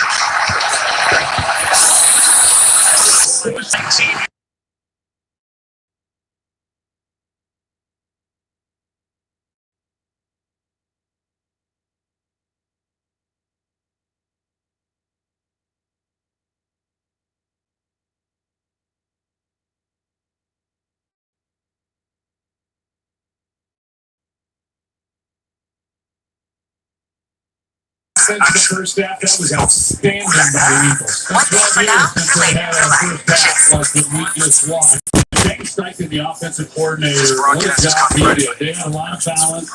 And then, of course, Jalen Hurts and his ability within the pocket to make throws. He read things out. He delivered the football where he needed to. And then, of course, the 50 yards rushing. He had 300 yards of offense himself. On the other hand, the Minnesota Vikings offensively. And the crowd tonight. Scoring all the points and moving the football, we thought it would be Minnesota, but that hadn't been the case.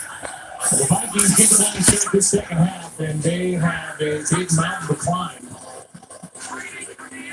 Moving up to Kirk Cousins, the offense. Plays called by Kevin O'Connell, the first-year head coach. Trying to get back in this game. This opening drive for Minnesota. I mean, obviously there's a lot of time, but this is a critical drive for them to get something going. And conversely for Philadelphia,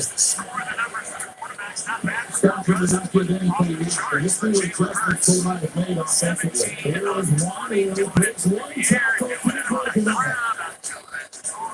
a 22-yard return, and Kyron Johnson made that play downfield. And we say hello again to the Panthers. Hey, Joe, remember, Eagles defensive coordinator Jonathan Gaines told us that the number one key to victory this week will be eliminating Justin Jefferson and Hicks. And he said that his defense is doing that and doing it in multiple ways. He said the way to eliminating Jefferson is putting stress on other Vikings players. As for his offense, it put up the most yards in the first half for the Eagles since 2010. Sirianni said Jalen Hurts is in complete control, showing how dangerous he is running and passing. Here's a handout, comes to the city top, and quickly cuts back a nice run on first down. The Vikings, which is 6 first downs, and 5 of them came on a touchdown drive. The other on the Josh Sweat personal foul on the face mask. That is it. Second down and 5 here.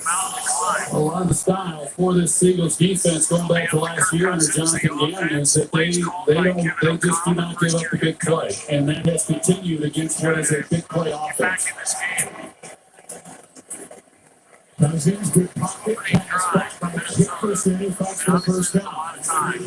And around his son Reddick, who was the free agent brought in, one of 4, you could call it 5 big additions to this defense, couldn't make the stop.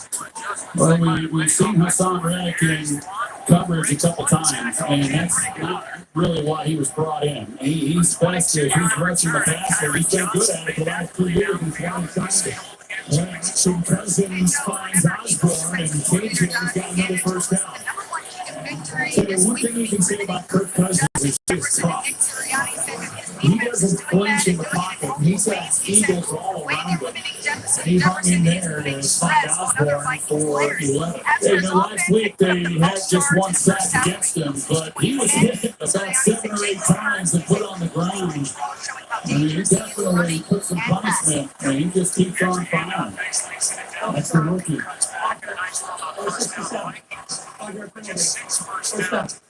I mentioned that in the right guard in some of the struggles that he had. He's outstanding in the run game, actually, but he had some issues in the passing game. He's going through some of the rookie growing pains, and that was then at home. And so this being his first NFL game on the road, he'll play in louder stadiums as he moves through the season, and as the game's getting more important. But this is a pretty big challenge for him here in Philadelphia.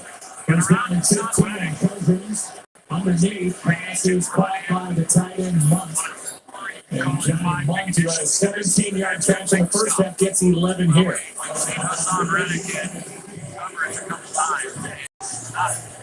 The Vikings get up to the line, try to hurry it up a little bit.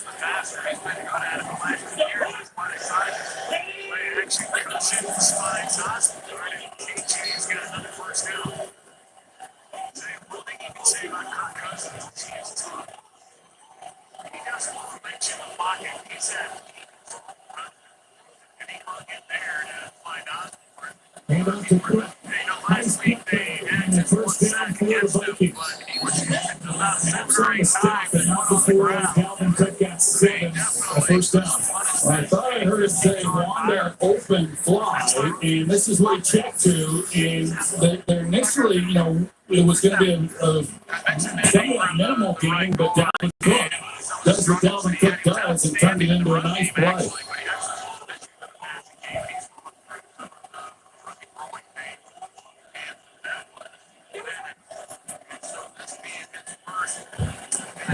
Kim Clark out of the backfield makes the catch, turns upfield, and nobody is there for Philadelphia.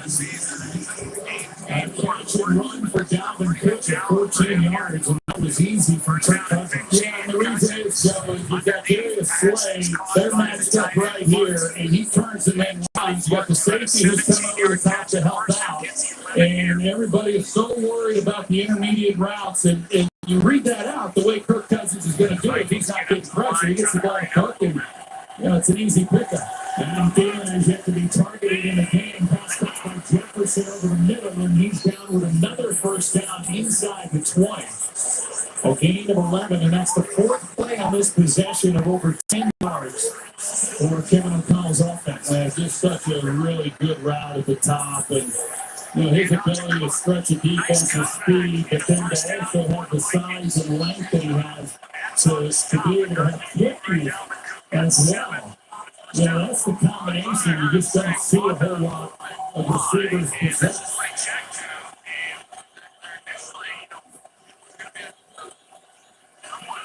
Cousins, Madison, catch made up and getting yardage back to the line of scrimmage is Alexander Madison. I think that's one that Kirk Cousins might want to have back. They have Justin Jefferson in the slot. Devontae Maddox was lined up inside on him. And Kirk initially kind of looked, but you see right in the slot, and he comes off. And then once he got to the middle, there was nobody there. He's going to have to make one guy miss to run through somebody. There's a good chance he scores if he got that ball.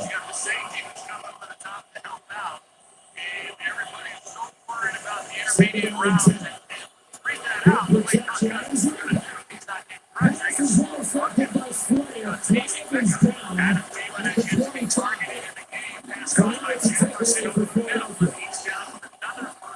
And the indication is it's against Minnesota to pick this stand.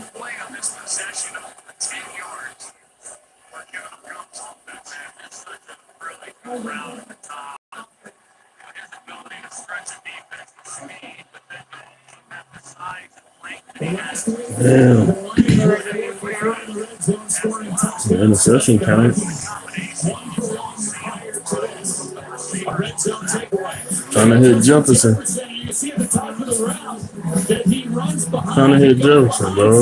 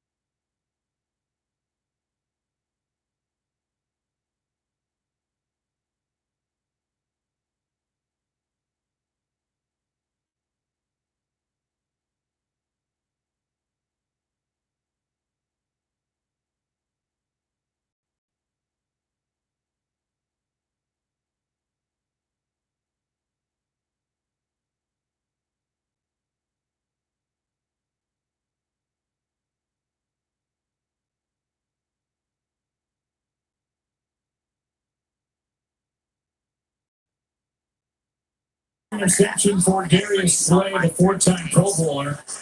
And that drive disappointing for the Vikings. 9 plays over 5 minutes off the clock. No points. Cousins was 6 for 6 on that possession before the interception. Hurts throws, got it with the catch. And Tyler is able to pick up 8, maybe 8.5. Back to the interception. Well, Kirk Cousins gets credited with the interception, but this is on Justin Jefferson. At the top of the route, Slay is watching the receiver, but he reads it. He's going to drive inside. He has to cross his face, even if it means a collision and it's offensive pass interference. But as soon as that ball's thrown on time by Cousins, and if you get behind, that's what happens. Hurts out to his right. Throws for A.J. Brown, incomplete. By the way, we talked about Jefferson so much and Darius Slay. Jefferson 0 catches on 2 targets against Slay, and now the interception for Darius. You got top 10 ball. Look, frustrating night for number 18, and the Vikings on offense down by 17 now. The defense has really done a nice job. I mean, Darius Slay really had a nice season last year. Struggled a little bit, not one of his better. Can you imagine? Last year, he was big play Slay, and he had his work cut out for him tonight. So he put more as the count. There's a conversion interception for Darius Slay, 4-time for first down. And that drive disappointing for the Vikings. Vikings. 9 plays Defense over has 5 been tested minutes all on the night. It's clock. going to have No to come up points. with a stop. They've had 6 for 6 on that Hurts. possession before the His interception. ability to spread the ball around. Hurts throws, Their got it. ability to stop Jalen when he takes off. No, I just think Shane Steichen, the offensive coordinator, has really done a nice job. I think he did a nice job last year, and he took over the play calling and did what he had to do with the running game. And now he's got 3 more toys to play with, and he's taking advantage of it. And that's his Sanders on first down. And Miles gets 6. Steichen the other day when we were talking to him, he mentioned when I went golfing with him like 7 or 8 years ago, I hit the caddy. And I take offense to that. Think about me being a half court slip. He's good bad, man. That's a good bad. That's the way he probably doing. That's all he remembered. That's all he remembered. Figure right after the back to wherever you were going. Is the work of play? It was a ball back. Second down and 4.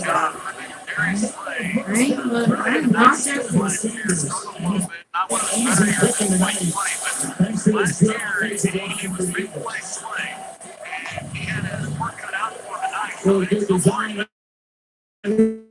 They got a cross block inside and get the ball to Sanders. I mean, right now, they just got whatever it is that they want, and it's available to them. That call sheet's got to be a mile long for Steichen. I mean, everything else looks good.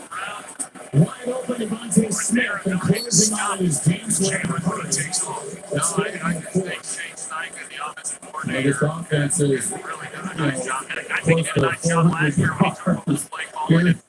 With 7 minutes to play in the third quarter, it's just been remarkably efficient, yet they've had the big plays. Sanders on first down. Miles gets 6. How about Steichen the other day when we were talking to him and he mentioned when I went golf like 7 or 8 years ago and I hit the caddy. I take offense to that. You know, you play around the golf. Second down and 6. And you hit 95 great shots. Gets a caddy. Oh, God. Oh, God.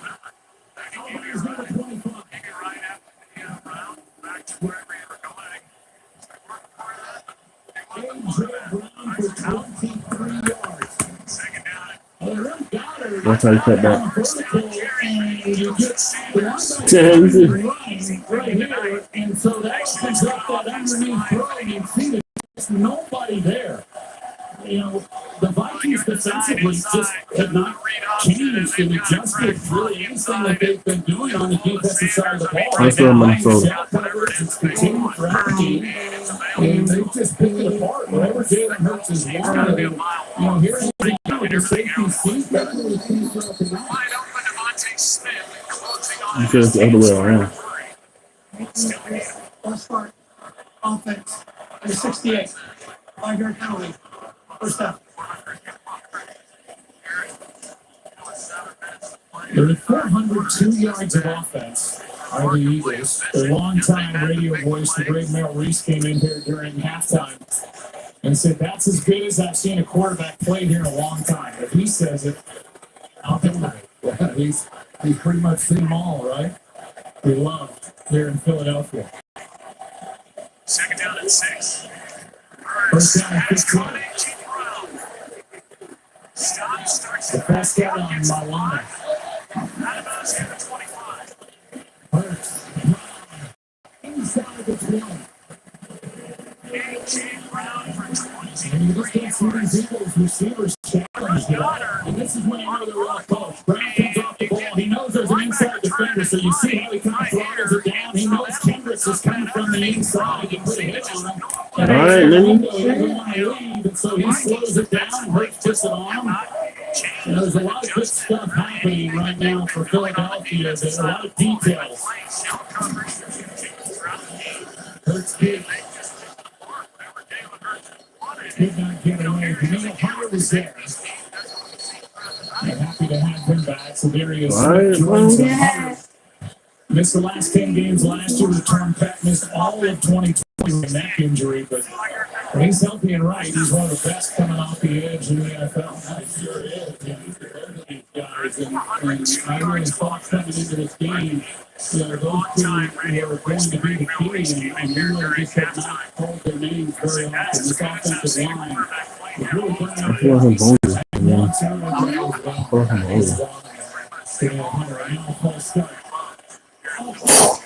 Offense. 65. Five-yard penalty. First down and 15. So that's Lane Johnson. Start on Oh my goodness, your ass. Oh my goodness, your ass. inside the 20. So that'll back up Philadelphia, make it 3rd down and 10. Phillies converted their last 3 third-down tries. 5 penalties now on the offensive line for the Eagles. So you see how he kind of throttles it down. He knows Kendricks is coming from the inside to put a hit on him. And that's how Kendricks doesn't want to leave. So he slows it down and Hurts takes off. there's a lot of good stuff happening right now. Now slides down short and 1st down yardage as he got 3 over the right side. And I'm sure the Eagles, their sideline, their front office, their runner having seen him slide. Absolutely. It was really a smart play on his part. Once he was able to scramble, help out with this field goal attempt. One quarterman off his head, just not taking an unnecessary hit. 41-yard try by Elliott.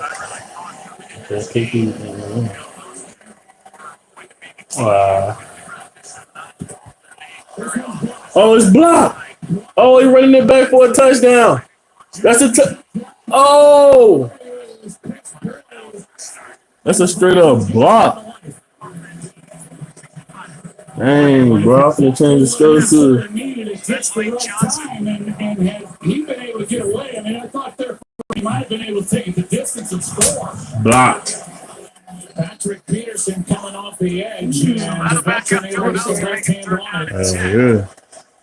And Chris Boyd was there for the return of 27 yards, and maybe that gets the Vikings up off the mat.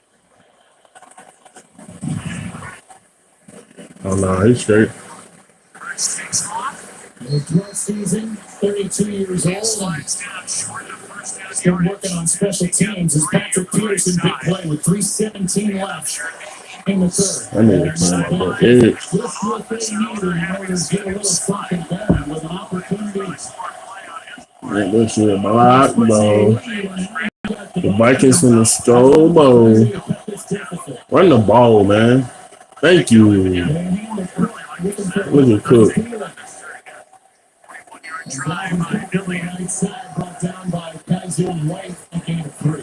Not been able to get down and put I mean, everything that they have said or they're going to do, at least up to this point, it's been dependent on Kirk Cousins in his passing game. Because Cook he's been a non-factor.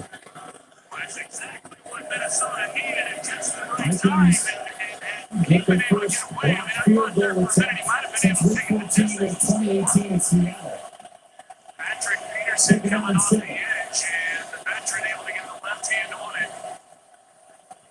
And Chris Boyd was there for the return of 27 yards. And if it was not there, Hassan Reddick gets the right middle of it for the Eagles. Well, I'm not sure why Cousins got off of this. They got Jefferson into the backfield, and then he's going to run this route here. And the only guy who can really cover that is Slay on the outside, and he's coming close to the inside a little bit. He has his big play with 3:17 left right now. What the hell you even throw the Jefferson for?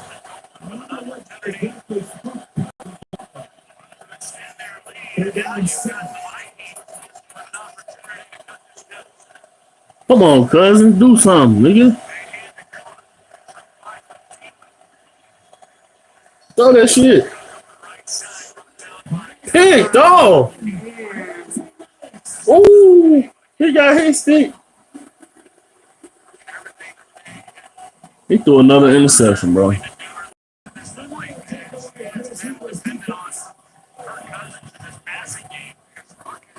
What the hell you doing, Kirk Cousins? Man, short as fuck. Yeah. Now the gas prices are so high, Domino's is giving you 20%.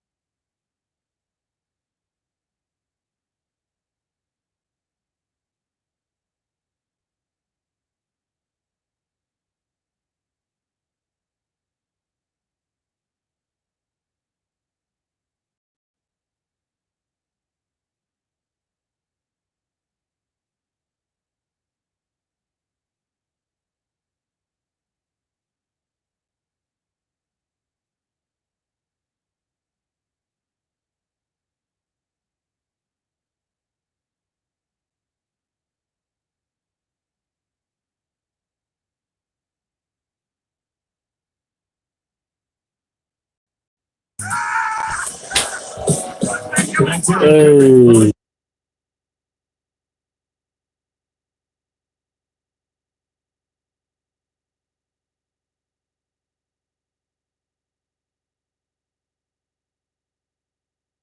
And found Eagle defenders. So the Vikings do not capitalize on the great field position after the blocked field goal, and now pass is caught by Sanders, who with a full head of steam is able to cross the 20. Gain of 5.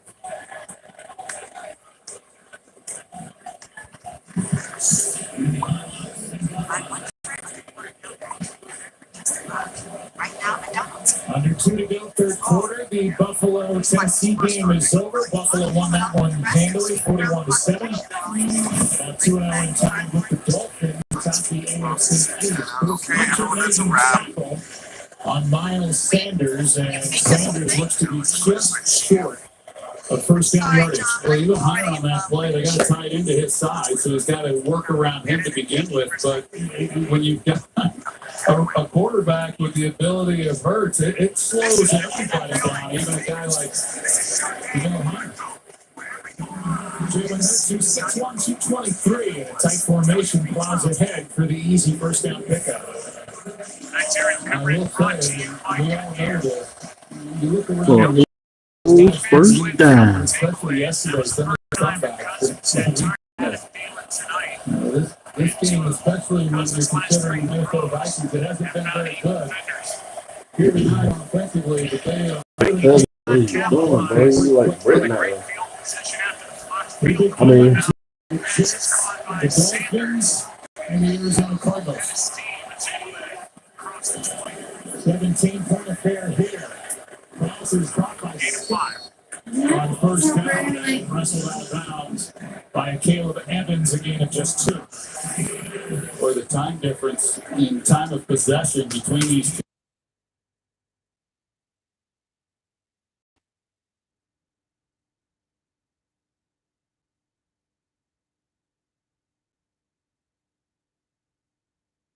Essentially. On Miles Sanders, and Sanders was just short of first down yardage. Time running out on the third quarter. Eagles do not have to run a play if they don't want. A quarterback with the ability of burst and slows everybody down, even a guy like Bill Hunter. And the Texas 6'1", 223 tight formation closet. James Harden or Bradley. So everybody in the stadium rooting on the Eagles. Had a blast tonight at 17 after 3.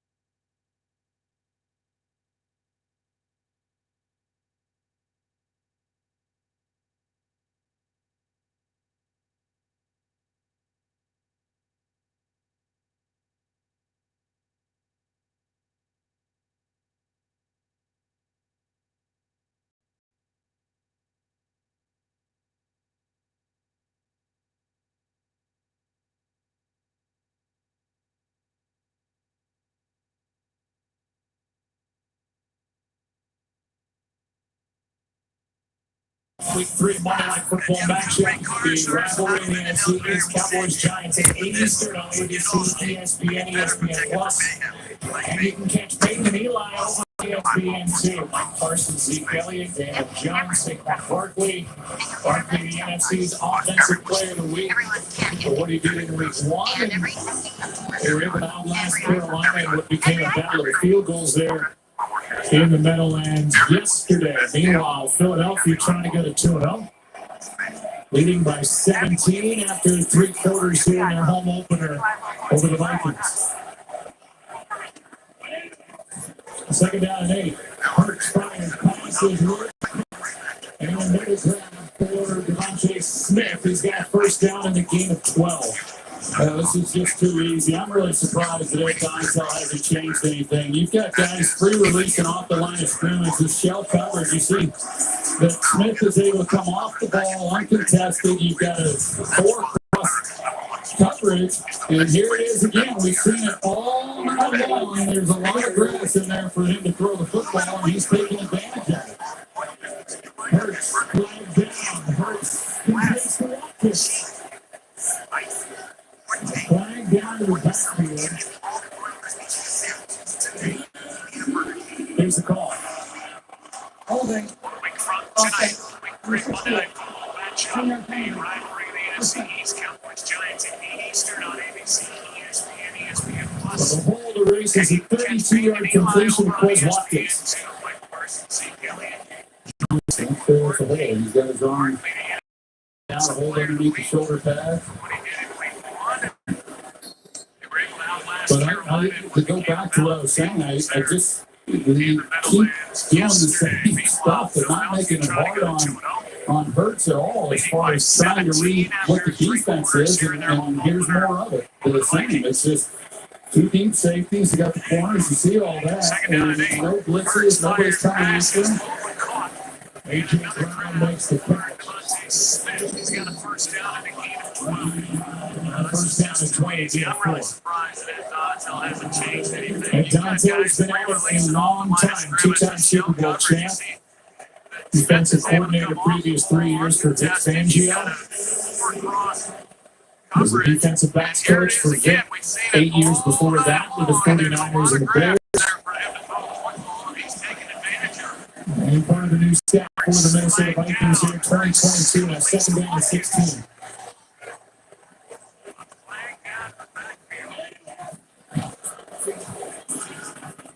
And off to Sanders.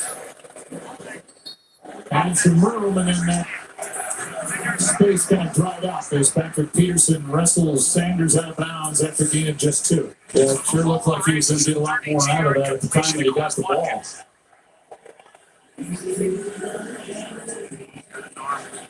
So 3rd down and 14 and Jalen Hurts, who is over 300 yards passing. 5th time he's been over 300 in his career. Trying to send this drive. Yeah, I think if it Hurts right here, as good as the defense is played and the momentum is all on your side, just be smart with the football. They're playing basically, you see the prevent defense that they're running there. Hurts comes underneath the catch. 4 guys in front of him, and meanwhile, he's able to get to the 46, maybe the 47. And that brings up 4th down. Did all he could, but got just 11. Good job by Hurts. He's made plays, and he's thrown the ball straight, and he's read the defense, and he's smart. I don't know what more anybody could want. Jalen Rigger waits. Is booed by the fans here. And they sit on 6 and over and Rigger. Inside the 10. And some room, and then space kind of dried up as Patrick Peterson wrestles Sanders out of bounds after gaining just 2. Break, bro. I'm really want to break.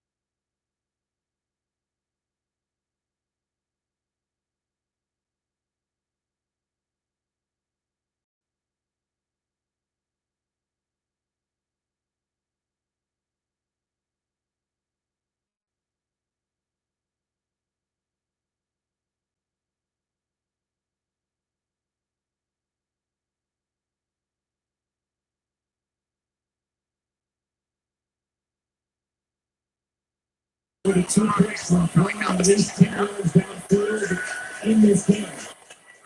And nowhere to go here, so he just throws it away. The flag is down on the near side, and we're going to get the ineligible man downfield call for the 3rd time tonight, this time against the Vikings.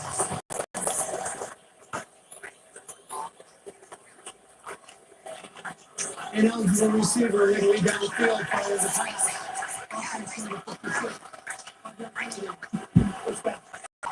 I think he's officially great in the game tonight. Is that, you know what's going to excite the country? Oh. You know what would be fun tonight? Man, I thought you wanted something to drink. Crazy on the ineligible man downfield.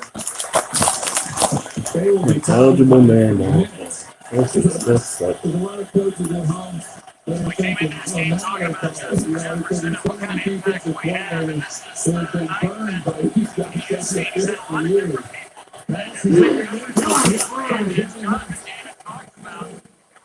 We got 2nd down and 15.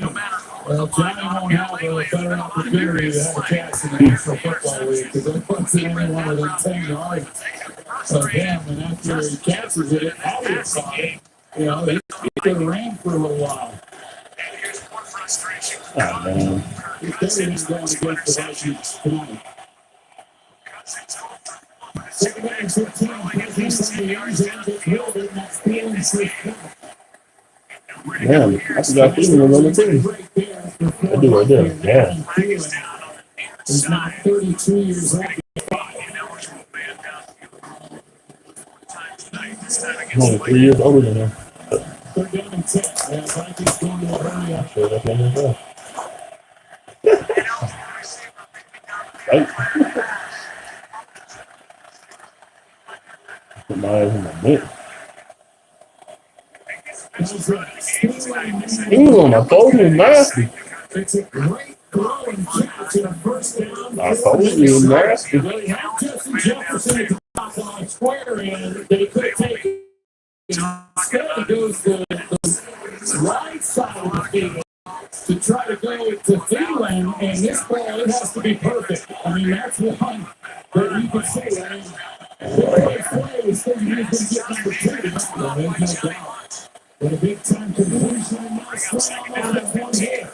As he flashes in front of Jefferson. They got him a lot. Slade came to play tonight. He sure did. I mean, he's reading these routes because he sits on this at the top of it. And Jefferson's not one of those guys you really want to sit on. But you can tell he's just he's reading exactly where Jefferson is going. And there was another opportunity. It's hard to say, yeah. He's playing with a tremendous amount of confidence right now. Traded from the Lions in 2020, Pro Bowler a year ago is Slade. 2nd and 10. There you go. Here's Smith. Nice catch. Oh, time he caught the ball, nigga.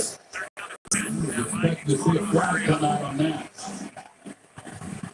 15 yards the hard way for Irv Smith.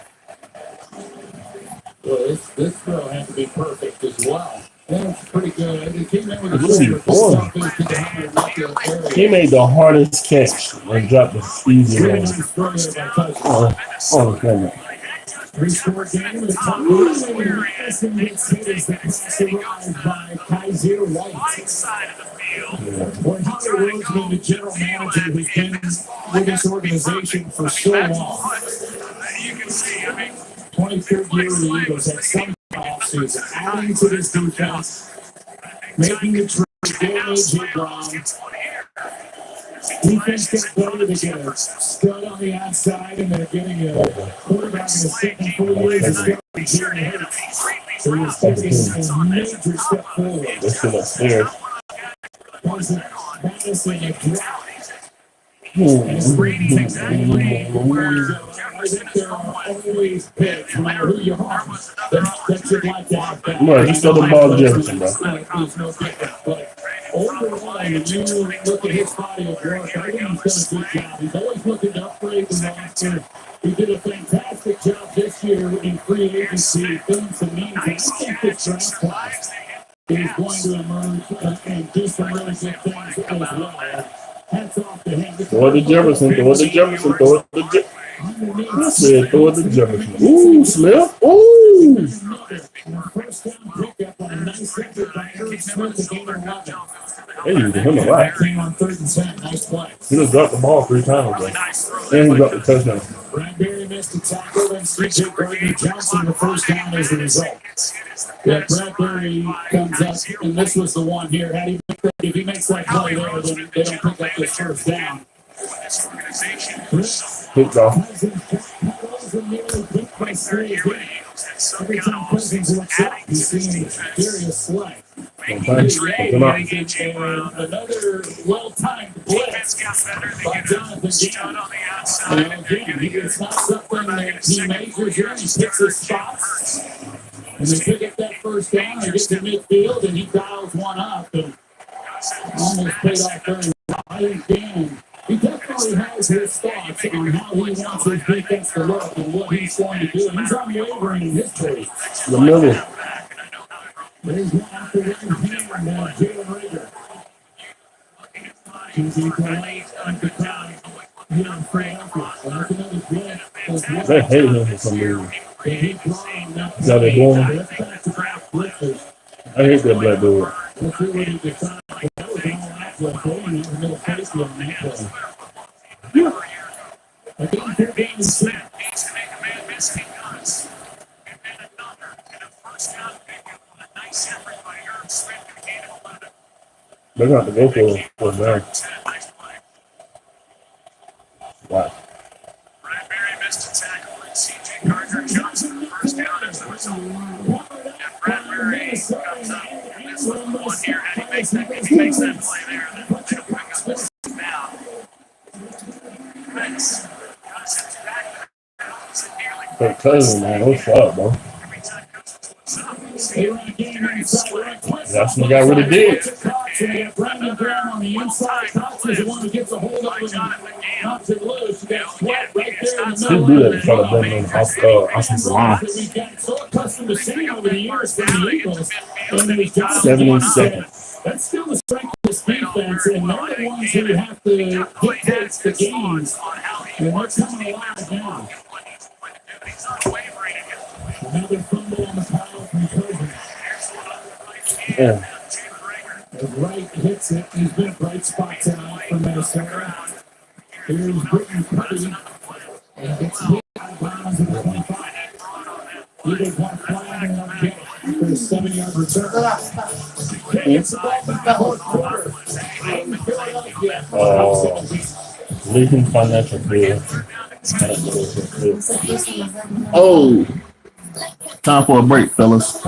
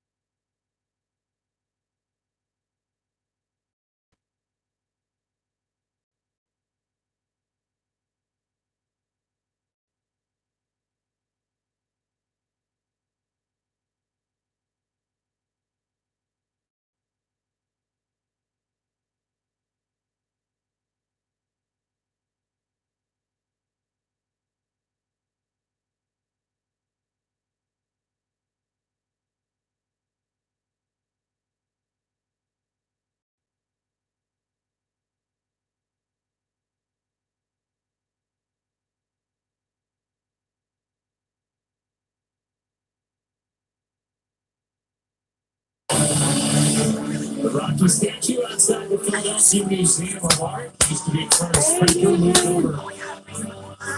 Place where it was started.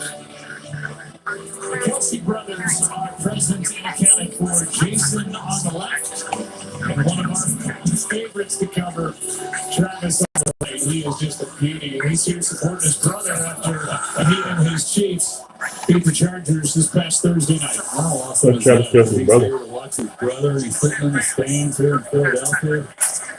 That's what you asked me earlier. Great day. It's first down and 10 from the 25.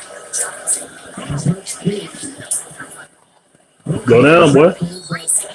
Ultimately made by Joshua Thomas. Checking with Lisa Salters. Hey, Joe, the Kelsey brothers started a podcast this season. It's called New Heights. They record it every Wednesday on their days off. Drinking. And Jason Kelsey was something they really had talked about for doing a while. He wasn't sure if he was going to like doing it or not, but he saw that some other athletes were able to do it without it being a distraction for the team, so they thought it would be fun. And Jason said what he really likes best is being able to keep in touch with Travis, something they hadn't really been able to do before while they were both in season. So now they have a set time carved out each week on their days off on Wednesdays to catch up and talk about what's That would have been a good clip right there. Pick! That's a pick! And he going. Oh! Oh! Vikings with a pick, bro. I told you picks when we picked this. Man, it was perfect all night, bro. He just threw that up. You see Dalvin Tomlinson there in the middle. He's the one who hurts us having to try to navigate. So running this middle screen, and the timing of it just is off. And when you're throwing that ball in the middle like that on a screen, there's a lot of bodies in there, so you don't really have much of a choice as a quarterback but to put it high. And if you tip it, then generally that's what's going to happen. Pretty high risk play at this point in the game. Look what they had. They're about to score. Let's go. Let's go. Let's go. Really? The Vikings about to score, guys. If you like the Vikings, they're about to score. And it's the ex-Eagles former third-round pick in 2015. Spent 4 years with Philadelphia. Got the interception on second and goal. Boy, Jordan Hicks just sets him up perfectly. You gonna roll my weed in?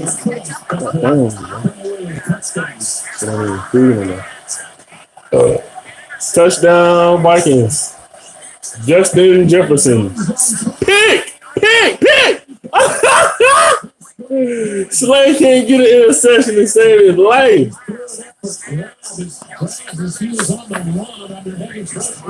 Bruh.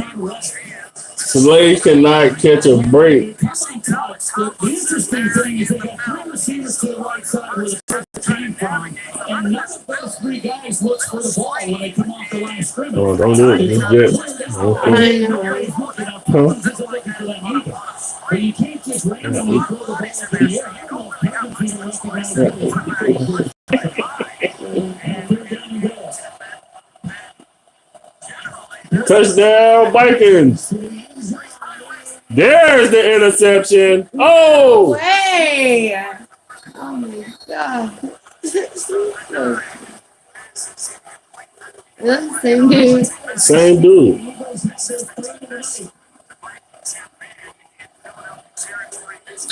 He's won this Jefferson.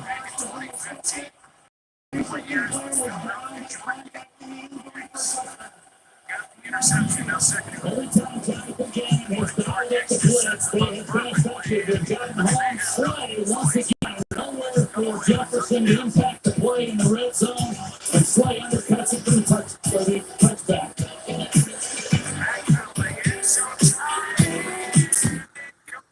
Man, yeah. Oh, bro.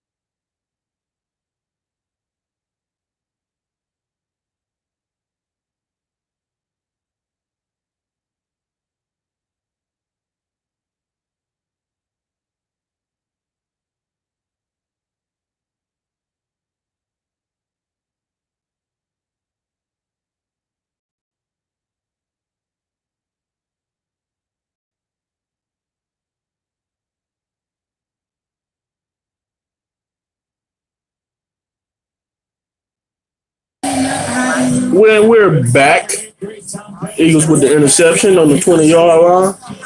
It's still 7 minutes left. The Vikings still in the game, bro. They could have had two touchdowns, but Kirk Cousins throw 2 interceptions to hurt the Vikings, bro. But they got all 3 timeouts. If they make a stop here, score, they get the ball back, score again. But they're going to have to go for... Oh, they got to score 3 times.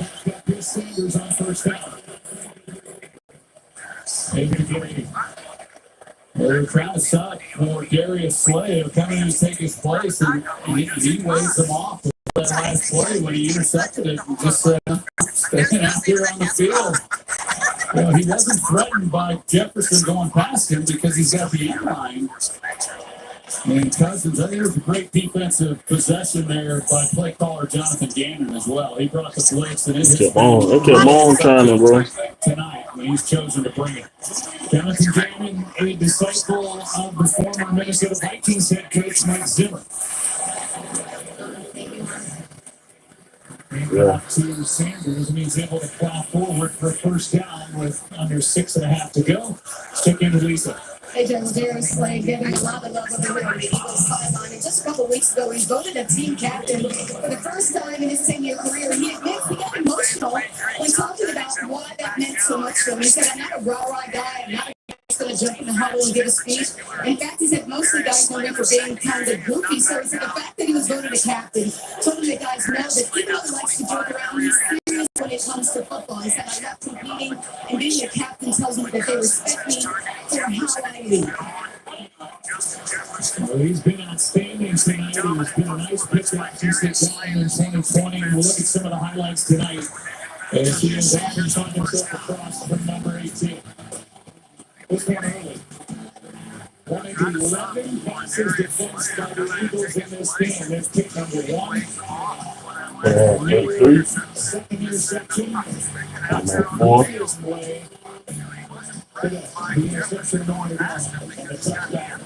Dominant performance by number 2. They're trying to sell him because it's obvious when you watch him that he's banged up. You know, the foot, something going on with his foot or ankle, and he's limping a little bit.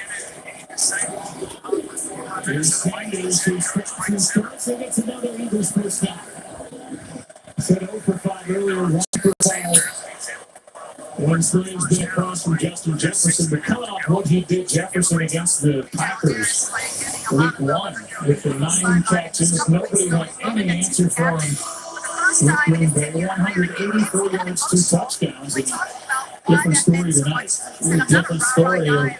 Absolutely. And he was up for the challenge. And as good as Jalen Hurts has been on offense for the Eagles, Darius Slay has been able to get his equal defensively. We just, if you're going to win a game like this, Nick Sirianni, your best player, your leaders have to play good, and they're half. He's been outstanding tonight. He's been a nice thing. He stood up. Some of the highlights tonight. And the timeout is taken by the Vikings. Quick break.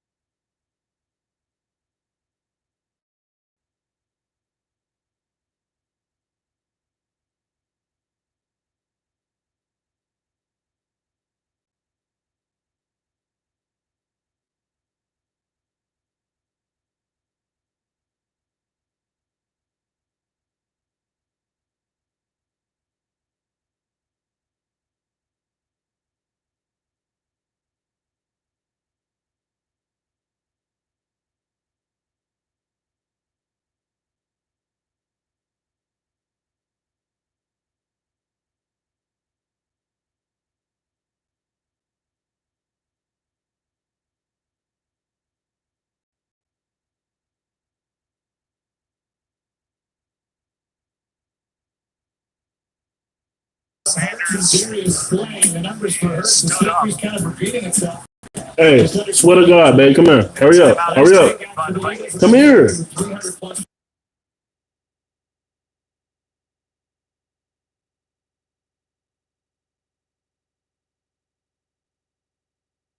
This has really been impressive to watch tonight. Yeah, I mean, it really has. We came into this game thinking it was going to be a really evenly matched game between the two teams that we feel are pretty good. But we're still trying to figure out the league right now in week 2 as to, who really has it going. But what a great performance by Philadelphia and Jalen Hurts and, of course, Darius Slay and so many others. Really, everyone has played at an exceptionally high level. The new Subway series. What's your pick? There's second taken by Minnesota to stop the clock with 4 left. The question is, how good is this start going to be for Philadelphia? They won at Detroit. They're out in front tonight with just over 4 to go. They're at the Washington Commanders now. They're home against Jacksonville. And Arizona, home against Dallas, going to box. They have a pretty favorable schedule, and the only team in their first 4 games this year against teams that were under 500 a year ago. And this looks like one of the better teams in the NFC. Yeah, I agree. They look right now to be the best team in the NFC East anyway, within the division. Oh, I know. He's talking about burn that When they lost that game to Tampa in the playoffs, this game does not define us. And it should, because they did so many good things, but it did give them a little bit of an edge this offseason.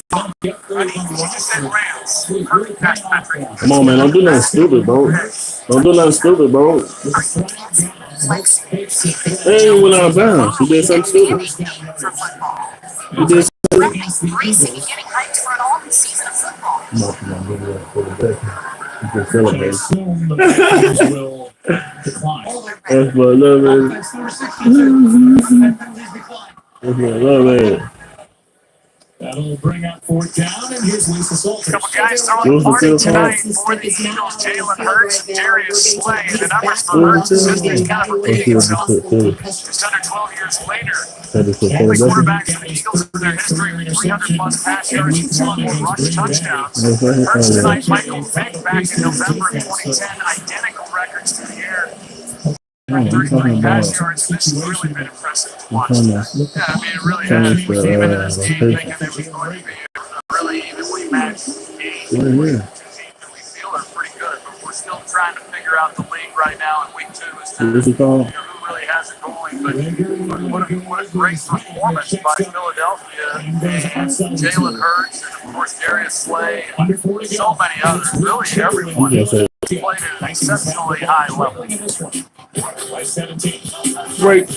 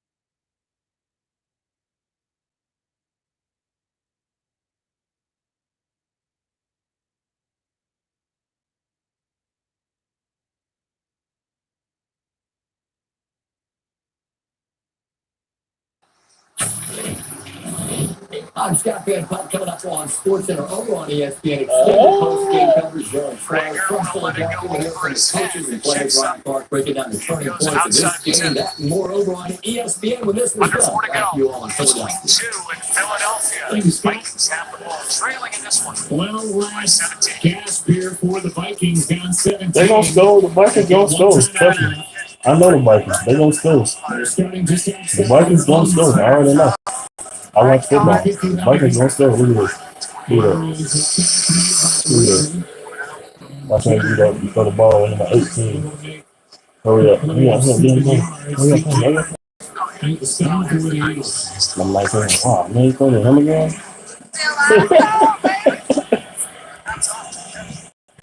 Yeah.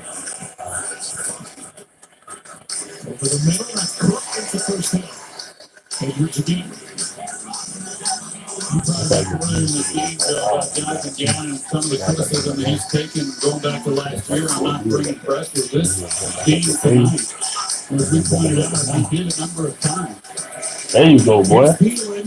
There you go, boy. You should have been throwing at the damn Thielen. Thielen made the catch and hopped out of bounds. He go perfect to him. But again, 19. Yeah, this is those two best throws you done threw to Thielen. You can't miss that one to the inside. And he What in the middle? to Thielen, and he is hit. What I said before him? He said that was the second one. I said that before him.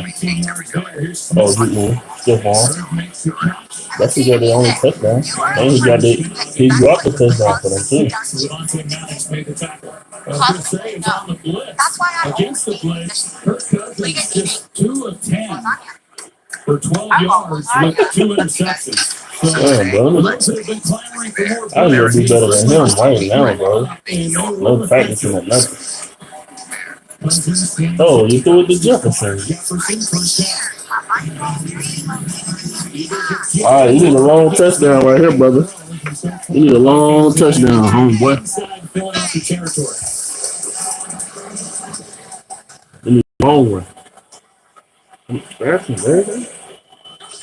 I'm Scott Van Pelt coming up on ESPN. Extended post-game coverage.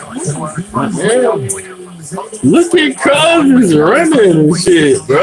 Like, don't do it the last 3 minutes of the game, bro. You should have been doing this shit. Should have been doing this shit. Well, last gasp here for the Vikings down 17.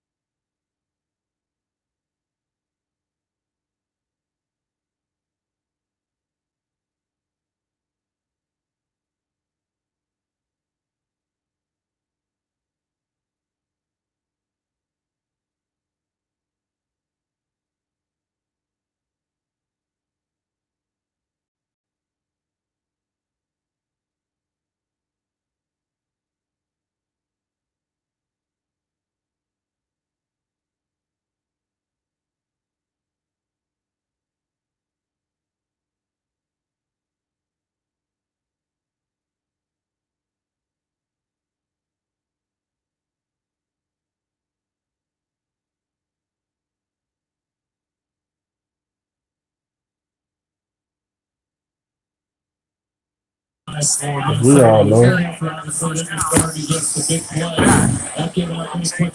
the 2-minute warning. 2 minutes left. Timeouts for the Vikings. Stealing. He's not on the field this series. He's standing on the sidelines with Look at Jefferson like, what the hell? Hey man, I'm gonna be over here on the side, bro. That's on me. We chose this broadcast plus carbon capital. Didn't I tell you that stuff? I'm not a rocket scientist. Pick! Oh. Special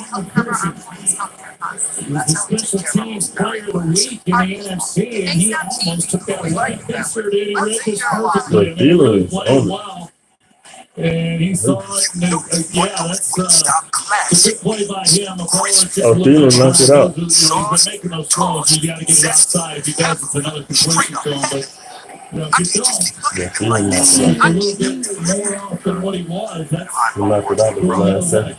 Throw the ball to Justin Jefferson on a good route. There you go. Put him in motion. There you go. Go the other way. Turn up. No. Ouch. Ouch. And he went about to get 290. That hurt. They say humility's a week away, and he's got to experience that tonight. They're down good. Running in, man. Running in, Kurt. Take the time out. Take the time out so you throw interceptions. Take the time out so you can throw the interception. I'm going to see what this is. I'm going to walk out of there home opener 2-0 on the season. Yeah, Cousins have had enough. Yeah, I had enough too. They dominated on both sides of the ball. They dominated at quarterback. And Jalen Hurts looked every step. Continues to play this way. Dangerous, tough team to play in 2022. Easy for him, easy breathe for him. You bring up a really good point. Can he continue to play at that level? That's the challenge for any starter in this league. Can you come back week in and week out and do what you're capable of doing? He's played exceptionally well. Now for 2 straight weeks backing up this season. It's the Vikings teams won 9 of the last 12 during the regular season. Hurts tonight 26 of 31. Cowboys and Giants. 33 Next yards Monday and 3 night, touchdowns. 8 Eastern on ABC, ESPN, ESPN Plus. Catch Peyton and Eli on ESPN2. 8 of 3 here by Madison. Under 2 to go, 1 timeout left down 17, 2nd and 7. Again underneath Madison. Alexander Madison gets another first down as TJ Quarterback. So I be trying to tell him, bro, the quarterback gets the most time. Minnesota got his guard against the big play. First down, pass caught by Thielen down inside the 10. Darius Slay, he has not been on the field this series. He's standing on the sidelines, which begs to ask the question, how's he going to be next week? They played great on defense. What about your offensive line, They had him hobbling the last time he was on the field. First down to call now. Cousins, Thielen, passing. Nearly. I know it all starts with me, so the preparation we had all Teams week. player of the week in the NFC. He almost got away. He certainly he read this perfectly. I mean, he really played it well. And he saw it. Yeah, that's a good play by him. Mullins is a little bit behind. He's been making those throws. You got to get it outside. If he does, it's another completion to him. But has done some impressive things here in a year plus as a man.